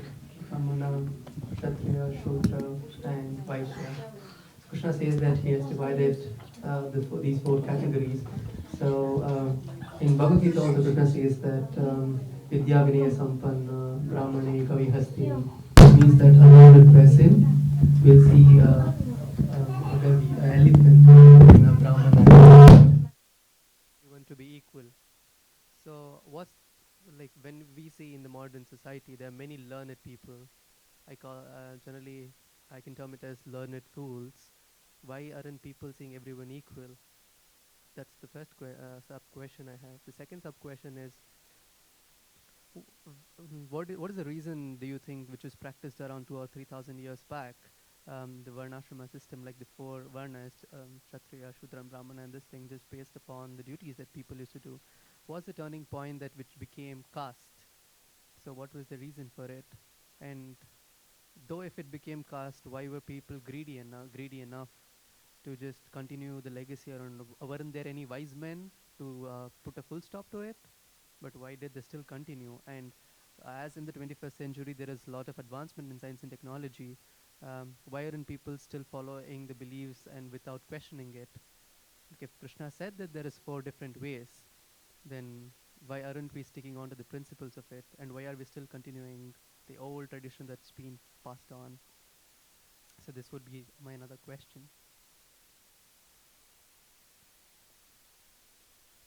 Taking note of the question. Krishna? Am I audible? Yeah. So for your Varna-based question, so I would like to give a note on that the entire Varna Prastha is for us to get into the consciousness level to understand and to reach God, basically. So to exit this matrix, yeah. And now on Varna, why this old concept? So we are born as a Shudra, everyone is born as a Shudra, and then as per our tendencies or our samskara, whatever we interest to learn, we can grow. But if we want to start living like a Brahmin, which is very tough life. So, and if I am having the tendency of a Shudra, like doing an engineer's work is a Shudra, but I cannot live that austerity-based life of a Brahmin. So, I cannot jump onto another's work. I will neither be a Shudra, neither be a Brahmin, and cannot do my karma yoga. So until the Grihastha life, I should be doing a karma yoga of mine, and then slowly start to detach from this karma. So, yeah, further I will. Yes, so I would also like to point out some few thoughts. Like the sloka, I think your questions are interrelated. I could see that. So like Satish Prabhu mentioned how difficult it is to perform the one ashrama, and what you also said that it was like outdated. So I see that you also in the favor of one ashrama, but you are finding it difficult to establish it or to follow it. Yeah? So in the shloka what you referred in Bhagavad Gita, So later also Krishna says in 6.29 Samadarshinaha. So Krishna says that a yogi, a perfect, a true yogi sees every living being with equal vision, whether it's a chandal or dog or dog eaters. He's referring a true yogi. So who is on a true devotional platform, who is a transcendentalist. So transcendentalist can see everyone on an equal level. He does not see the body, but he sees that a soul is present in everyone's and also Paramatma. So he is seeing on a soul level. But for a person who is conditioned by this, like Prabhuji also mentioned, the three modes of gunas, no, modes of ignorance, passion, and goodness. So until one does not come out of these three modes of material natures, one cannot see everyone as a soul or Paramatma inside the body. So until that point, one has to take support of the Varnashrama to come to that stage, of transcendental, where he can see everyone with equal vision. For example, we see that wheelchair has a two wheels. So two wheels can be considered as one is Varna and the other wheel can be considered as a ashram. So people who cannot walk take the support of the wheels of the wheelchair. But one who can walk or run does not need the support of wheelchair. Similarly, one who is conditioned by the material nature needs the support of Varnashrama to come to that platform that he can walk or run. Then he does not need the support of Varnashrama. And what was the second question? You also referred, no? So what was the reason that which led to paraphrasing the Varnashrama to the caste system? Like, okay, like so many years it was prevalent, but now why? Like, why it has turned into caste? What is the reason? Then after learning all these scriptures, we know that this is the Varnashrama, then why aren't people ready to change? And why they're still enjoying the benefits the government is giving in the name of caste? What is the reason that? Yeah, we see that we are living in Kali Yuga and people are motivated by greed and personal interest rather than selfless interest. So we see that Varnashrama defines that everyone has tendency to play its role in a selfless service. Like for example, a body has a head, arms, belly, and legs. So Varnashrama system also defines that our society needs also intellectual people or teachers, arms which represent the kings or the kshatriya, which protect the country or people, and the belly is like people who earns money, or farmers, and shudra like who are working class. So our society needs all these four kinds of people. Without these roles, a society cannot function. But as time but with the increasing effect of Kali Yuga, the corruption comes into the picture, and then the Varnashrama turns into a caste system. But it's not a fault of Varnashrama; it's the fault of, I see that, people who takes the self-interest. Yeah, would like to also say? Just one point, that it was not birth based, so it was guna based, but because of self-interest of the family, like nepotism, they made it birth-based. So that's one of the things that if someone is born to a pandit, the surname that is not exactly giving him right to that he is a brahmina. He has to act like it, else he will fall down to shudra. So yeah, that has to be corrected in the system. Yeah, also we say that, so we see many examples in Shastras who were born in a Shudra family but became a Brahman or a pure devotee of the Lord. So this transformation is possible when takes up to this Varnashrama or devotional service. So it's more like the internal transformation of the consciousness, while the caste system is more on like a outer system, which shows that this is a Brahman or Shudra. But Varnashrama system is like developing the qualities of that particular ashrama.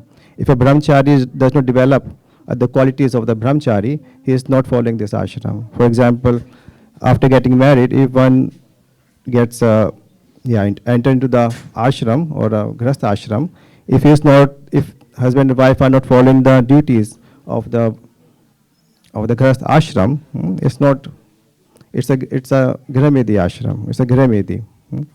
So one has to develop the quality of that ashram. Then it's said to be in the right consciousness. Yeah, we see that in the modern age, it's difficult, challenging. It's like today's we see that the pure milk is difficult, but it's not impossible. So similarly, we see that the following the ashram is difficult, challenging, but with the right association and with the right consciousness, still it's possible. So where, at whatever age, like Satish Prabhu said, if one gets married at 40 age, so what is the hope for that person? So like Jayatata Maharaj said, starts from that point, from age. And then gradually one can pure the consciousness by following the rules and regulations. So probably you said that a person who is born in a Shudra family, let's talk about reality. If a person is born in a Shudra family, tries to imbibes the qualities of a Brahmana and he becomes knowledgeable. But in the present world, with what we are living, I know it's Kali Yuga, like he is ready to accept that though he was born in a family of Shudra, but he has the knowledge of a Brahmana. But in reality, the society is not going to accept it. This particular person who is born in the family of Shudra, he cannot go to a temple, he can't enter a temple and say, I don't know, in the majority of the cities it's not seen, but in the villages it's still prevalent. Though he can say that I am a Shudra, but I have the qualities of a Brahmana, but I am not yet allowed. Why? So how to tackle these things? That's the reason I feel that though gaining knowledge one becomes a Brahmana, he can be for himself, but he accepts himself that, okay, I'm a Brahmana now because I possess the qualities as per the scriptures. But what about others? Others are always been pointing finger at him. No, you're a Shudra, you can't enter a temple, you can't do devotional service. So how do you tackle about this? Yeah.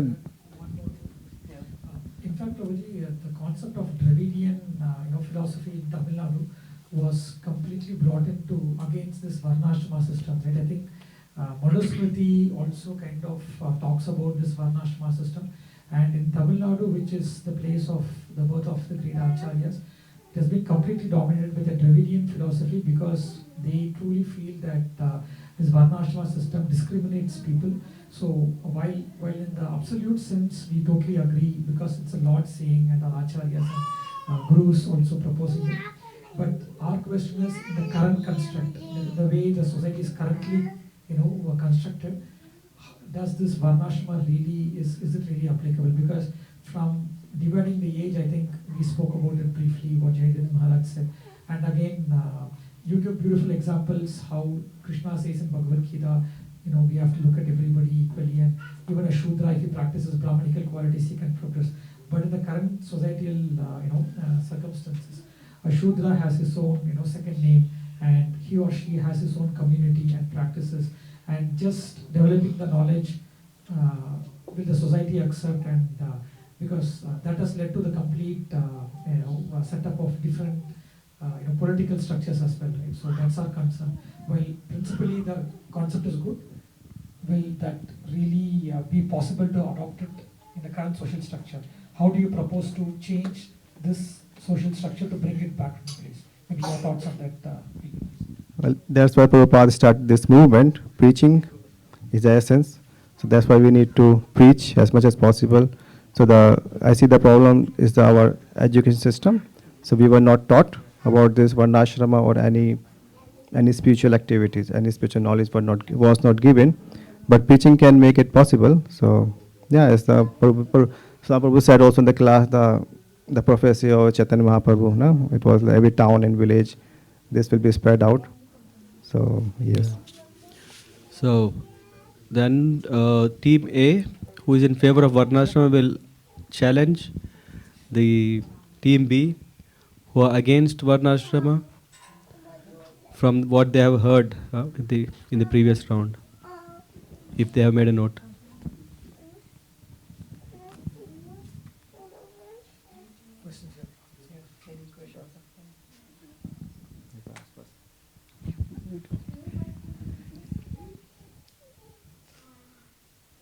Yeah, I think you mentioned that it's challenging, no?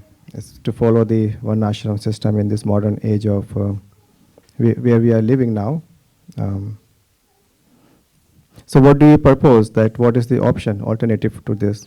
Because we see that without Varnashram, the society is chaotic. For example, a student, no, child is born and goes to a school and college. Varnashram system says that till 25 age, a child or Boy. a boy should strictly follow the rules and regulations of brahmachari. Then he's suitable to perform other activities after 25 years.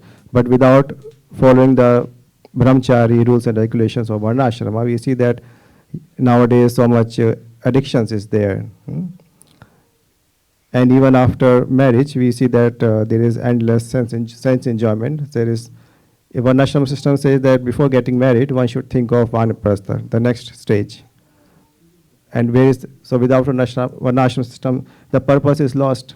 There is no divinity throughout the life, and just also in Mahabharata we see that that the four activities, no? Sleeping, eating, mating, and enjoying. These four activities are common between animals and humans. But without dharma, a human is also considered as a four-leg animal. So this is also we see that in our modern age. So if you don't try to follow the varnashram system or try to set up as much as possible, so do you see any other alternative to this which can help us to come out of this chaotic situation we are living right now? That's one question. The second one?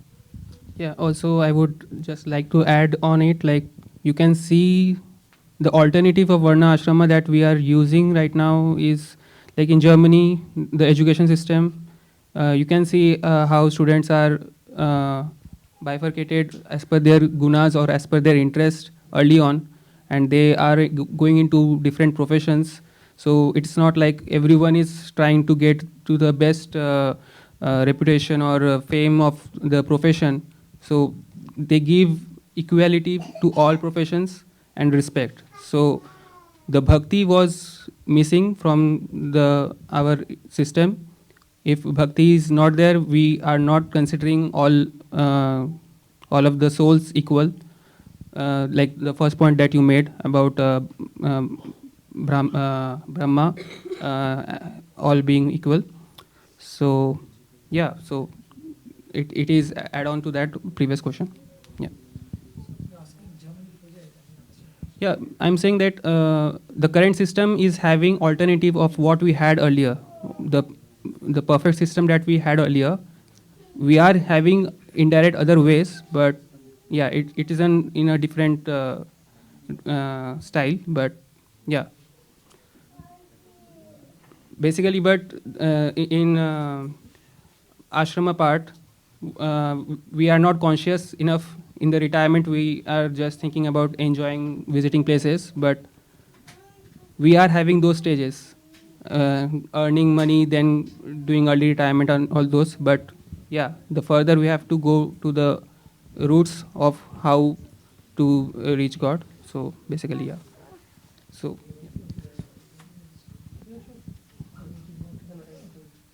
Probably you asked around what's a new methodology that we can employ around to bring back the Varnashram system. So let's take an example of the 90s. The 90s bell-bottom pants were really famous, right? Do you know bell-bottom pants? No.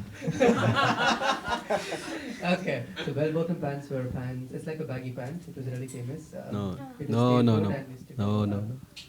No. Yeah, okay.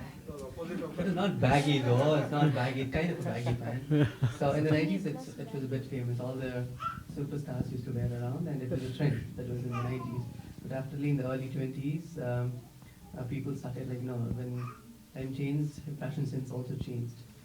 So later on, like they say, and they were like, no, you can't wear. You have to wear slim fit jeans. So came the slim fit jeans era. Now again, bell-bottom pants are back to the fashion market with a unique name. It's called as baggy pants. So what I can see is, if you want to bring new concepts, like old concepts into reality, either way is, one of the way it could be like sugarcoating the entire process, like making a new trend, because which like the entire universe at the moment is running on trends. So what I believe, so Brahmachari Ashram, we can say that, for example, Brahmachari Ashram, so we can just say that, I don't know, the kids are here, I don't know whether it's correct to mention, there's a movement called as a moment where a person really follows Brahmacharya. So So it's a modern movement, they've given a modern name. So it's good that we try to bring out unique concepts. These were there way back in time immemorial. It was there in the Shastras because the crowd or the social environment was like that. So that's the reason they had very good names like Brahmachari Ashrama, Vanaprastha. So something new, like bringing up some movement. I don't want to name the movement around, so which typically follows Brahmacharya. And next would be Grihastha, like a unique name or a unique feature, like trying to create another trend in the social environment would be an alternative is what I feel. If you want to really bring back the older version of the Varnashrama system is just to paraphrase it, sugarcoat it, and just push around in the trends of youth among youth and in the society is what I believe. That could be one of the ways that I could think around. That's the reason I gave an example of this baggy pants and slipper jeans. So if you want to really bring back the older concepts, the good way is to like show it in a very sugar-coated way, having the core beliefs, saying that it's something like this, and you want to come and follow it. That would be a nice way of bringing back or reviving previous things to the current media. For example, if probably, how can I say, if somebody wants to say some good things, people were never ready to listen. But we get all the good things unknowingly or knowingly on Instagram right now. So people are indirectly or directly listening to it. So it's only because social media's intervention is here. So yeah. So if you want 1 minute. Okay. I'll give you to Savi Prabhuji though. So probably, there were these 4 different yugas, right? And there were 4 principles across all these yugas. So I believe we have moved very far away into this Kali Yuga and trying to get back this Varnashrama. I don't think so. It's because Varnashrama is only the sugar of the, like they say, icing at the top of the cake, right? It is what the society sees outside, but the basic structural fundamental things have been completely lost. I quoted few things, be it having a proper Gurukul or having a very simplistic minded society. For example, we have Elon Musk at the age of 53, creating innovations. He's ideally in a Vanaprastha stage, or Modi ji, who is a sannyas, literally, transforming India. Maybe he's doing what, somebody at a, not exact grihastha, but, somebody who's behind transformation is doing great. So I believe, I'm really sorry to say, but I think we are at a phase where, let's take even within our own Sanghar community, right?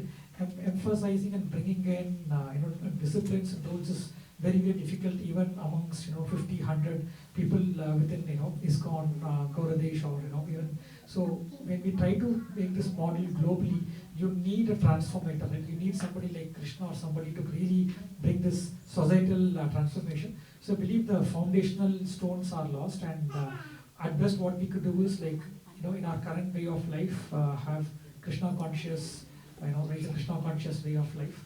And practically, I think that's how it is possible.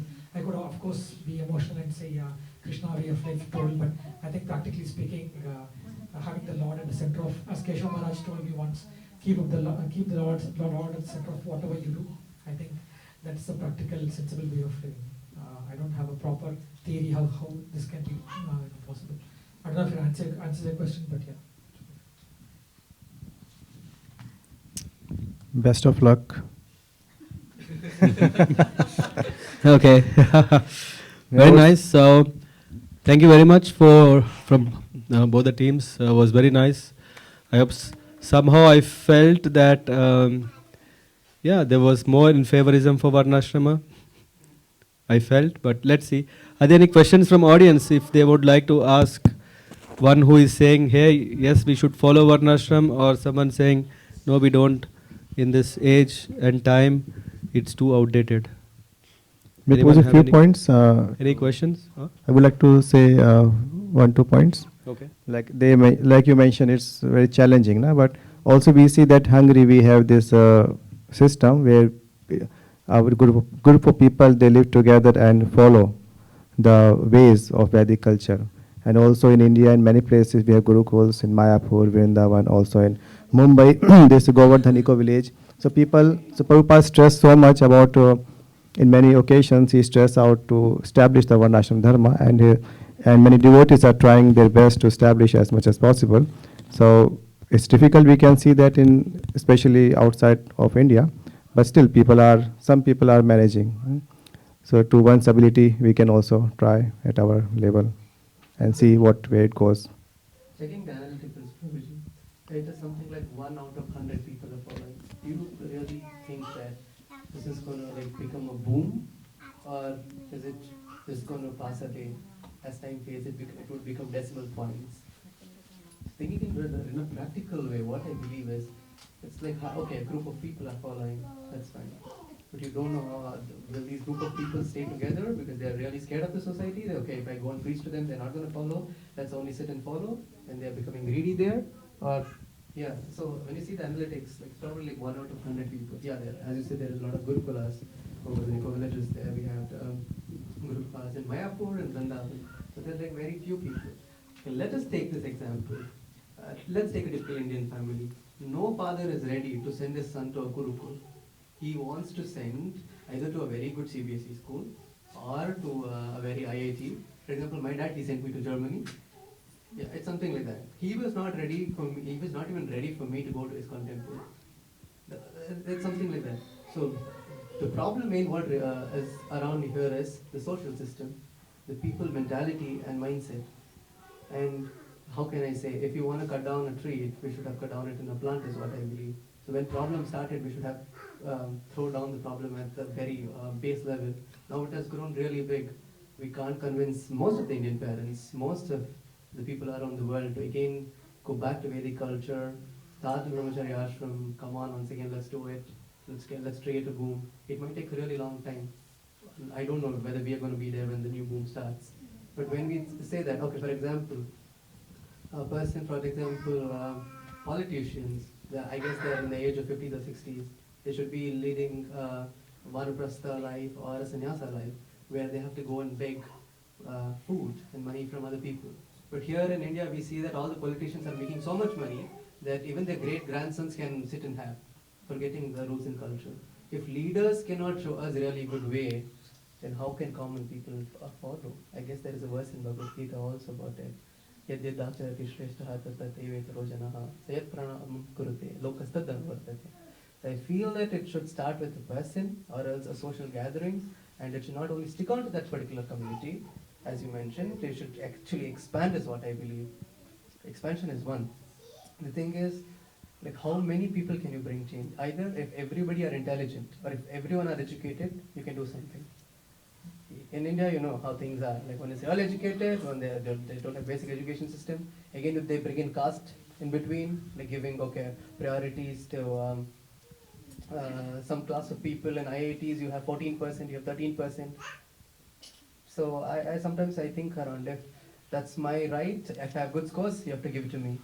But it's again they're bringing minority concept and stuff. You know, Yeah. I a bit deviated from the topic. Yeah, I think somehow we need to kind of conclude.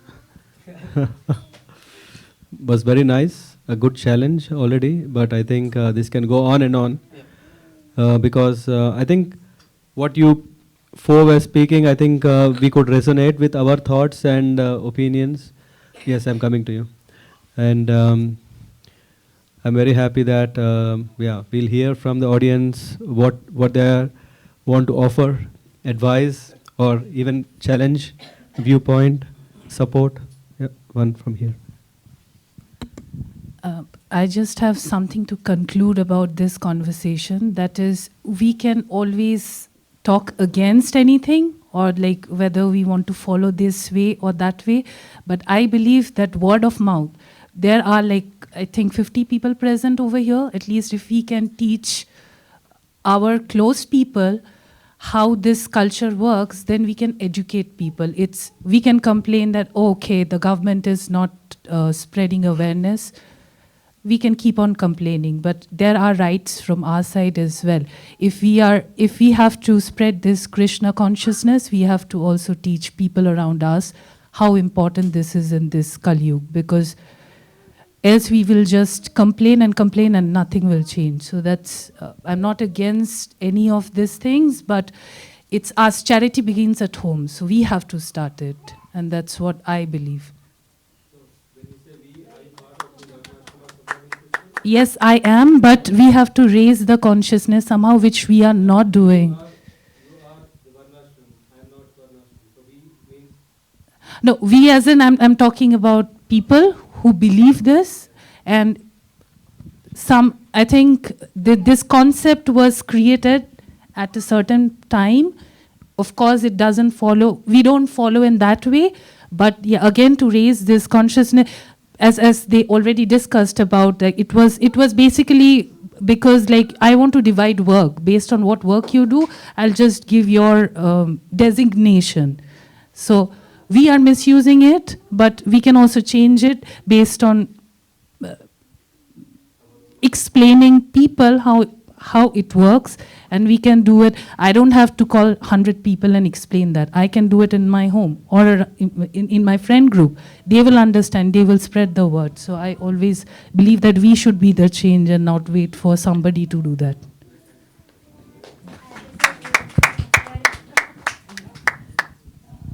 Maybe I would like to ask who are couple of questions, Prabhuji. Sorry. Yeah, I have seen that. See, Varnashrama, we know that it's very important, but youth, Gen Z guys, how they are changing day by day. You are saying that yes, we are now in AI generation, Gen Z, these, that. Before generation was at least marrying and following the Varnashrama. Now living relationship, and later you want to stay with AI mission, which is a mission, it's not a human, yeah? So if we leave you, Gen Z guys like this, without Varnashrama, where you will go? Do you like to stay with only the missions? Or with the humans? So this is the one question. And the second one, I think, let me read, yeah. So the second one is, you both were discussing very nicely about the Varnashrama importance. Of course, you people also supporting that, but you are asking how to implement, as Mataji was telling that, how we can start. And yeah, if someone borns to a doctor, they can't become a doctor. True? So definitely Varnashrama starts from the guna. Yeah? The same way. If you born to a Brahmin, you can't become a Brahmin. So, according to this also, maybe just analyze and give the answer for these questions, Prabhuji. The second part of the question, Mataji, a doctor who is born, the son who is born to a doctor family is not a doctor. That's very true. I do agree upon that. But if I think about it really, then I feel that the society forces a doctor's sons to become a doctor, is what I have seen. That's one thing. Probably the GE thing that when I was experiencing it, that was one thing about I can say from my end. It might not be the answer. Coming back to the first part of the question, like do you guys want to live with AI systems or robots? Unless and until our needs are satisfied, Gen Zs don't mind about anything, is what I say. So you don't want any humans anymore? Like if an AI is substituting a human, then why not? So no relationships, nothing, you don't want? I personally feel that at the current moment there is no sharing relationships, like no emotionally, just a type for the mission and it will give the answer that is correct for you. That's what is going on actually at the moment. But the statistic says that people who are in old age, they are really struggling because they are feeling isolated. And do you think the AI can really fill in there? Because you say, hey, people are in old age, maybe that people are left alone, but AI can take the role of that. It's not anyway working, so how can you confidently say that your needs will be fulfilled without Varnashram?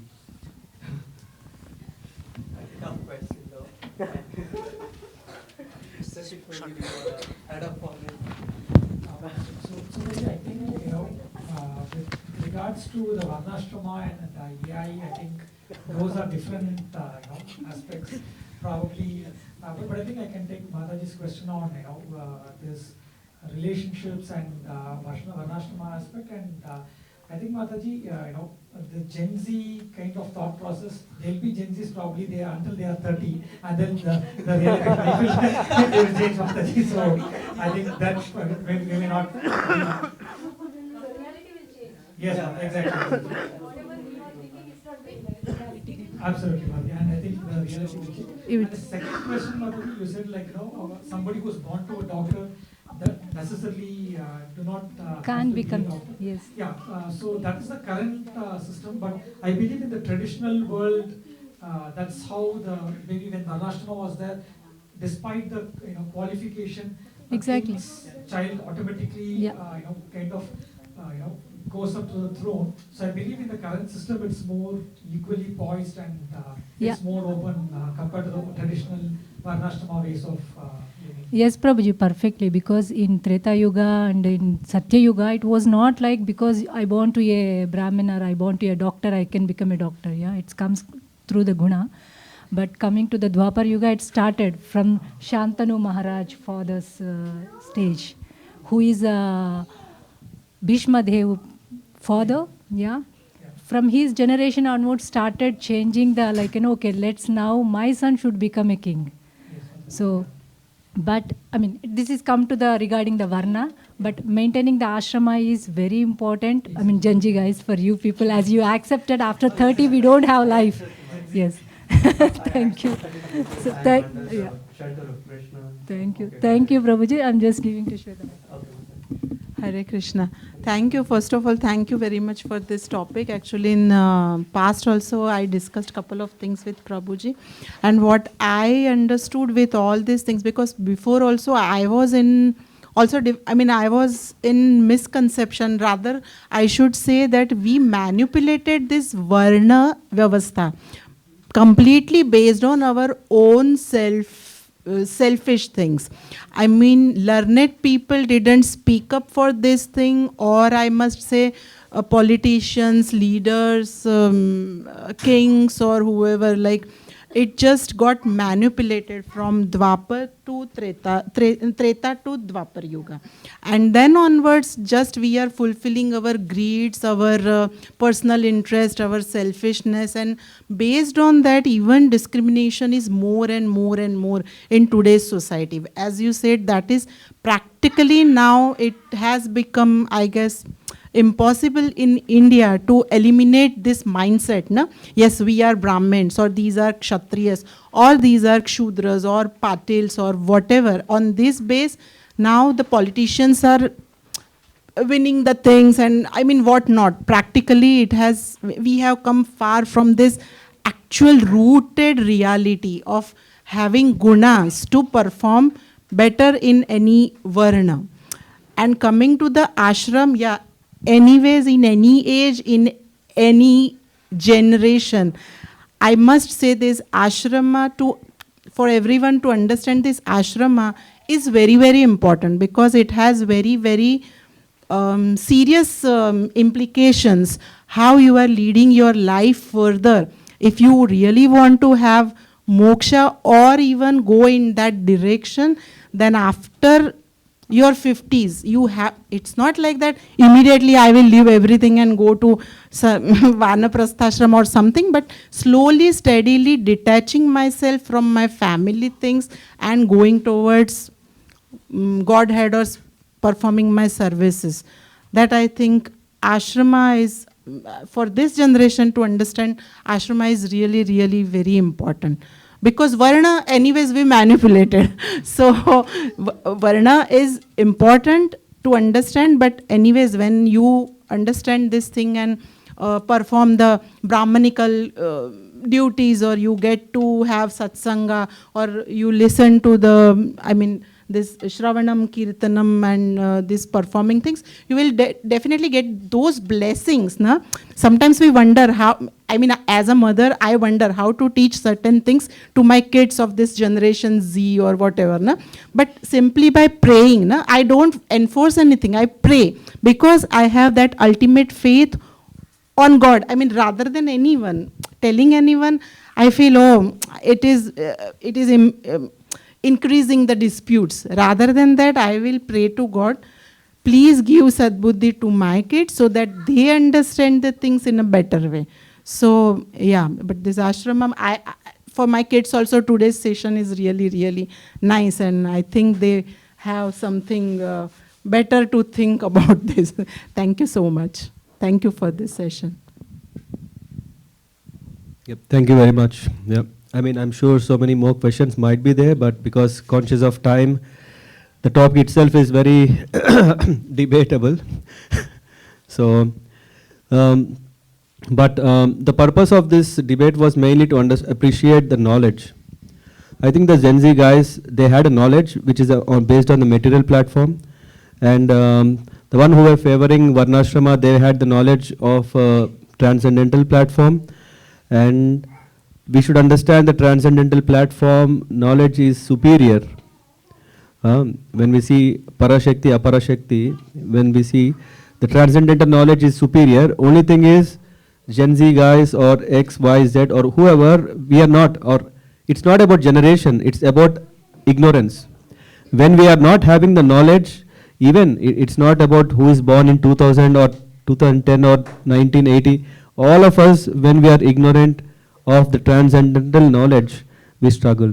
And Bhagavad Gita, as we were talking about, Chaturvarna is classification based on the gunas. It's a pity that today we don't have such a supporting system, but you were asking, hey, can we really get it there? Yeah, if 2-3 organizations are doing, is it everything? Because the world is fully populated with so many things. But one lion is enough. It doesn't mean how many sheep are there. One lion can really be the king. And the king of knowledge is Bhagavad Gita. And king of knowledge will take us there if we really take shelter of this knowledge. Yeah, Hare Krishna. Thank you very much for the the one who are on the panelists there. Yeah, Adis Babu, who is very accomplished both at material and spiritual platform. And then we have Pratik Prabhu, who is into research. So they really have, they're not ordinary who are on the on the panel there. And we have Satish Prabhu, who is rocking Eon in different fronts. And then and then we have Anup Prabhu, who brings all diverse levels, right from the generation understanding as well as the spiritual practices that he has been doing since many years. So all in all, I'm very happy that this panel is here, has brought up all these nice things for us to feel that it's not only you guys have that, we also have these questions and also have opinions. Yeah, why not session 2 may roll out, whether on this topic or some other, but yeah, let's enjoy. Thank you very much. Please thank the Bliss Times for organizing, for managing such big events that are related to our culture, to the very big festival Diwali 2025 here in Neuss Cultural. And thank you to Sudama Prabhuji and Rupa Mataji for making this happen. And thanks to all of you to take time out and be here and making this this program, this cultural fest very successful. Hare Krishna. So just a small correction, it was not only me or Rupa, it was everyone. So yeah, so all actually, yeah, I should thank everyone taking this opportunity. I want to really thank everyone for coming. So thank you once again. Yeah, I hope you had nice evening and the real Diwali that we could celebrate together. And if someone is interested to join, we have every Sunday Bhagavad Gita classes. And we are, of course, in the last chapter of Bhagavad Gita. So if someone want already liberation can join. No, we will start something new again. And please, if you like it, please share with your friends and family. And yeah, let's, as someone was saying that though we are few, but we could actually make it bigger and bigger, and that's what we can do as a service for ourselves as well as for everyone. And special thanks for everyone who have come from far, and even more special thanks for one who has made all prasadam arrangements. Even, yeah, and further special thanks for one who has come early, could arrange everything for our pleasure, and of course for the pleasure of the Lordship. And yeah, let's take this as our memories. I'm sorry if I missed something in the sense of appreciating, but I really thank everyone for coming and making it memorable for us, all of us. And I hope you also appreciated the debate. You also appreciated the katha. You appreciated the kirtan, bhajan. Even if you don't appreciate, I am very sure you'll appreciate prasadam. So that is waiting for us. So thank you very much. 22nd November, please book your dates. Yeah, whoever would like to serve, support on that day, you can already let us know. We can add you. Thank you very much. Hare Krishna. Srila Prabhupada ki jai.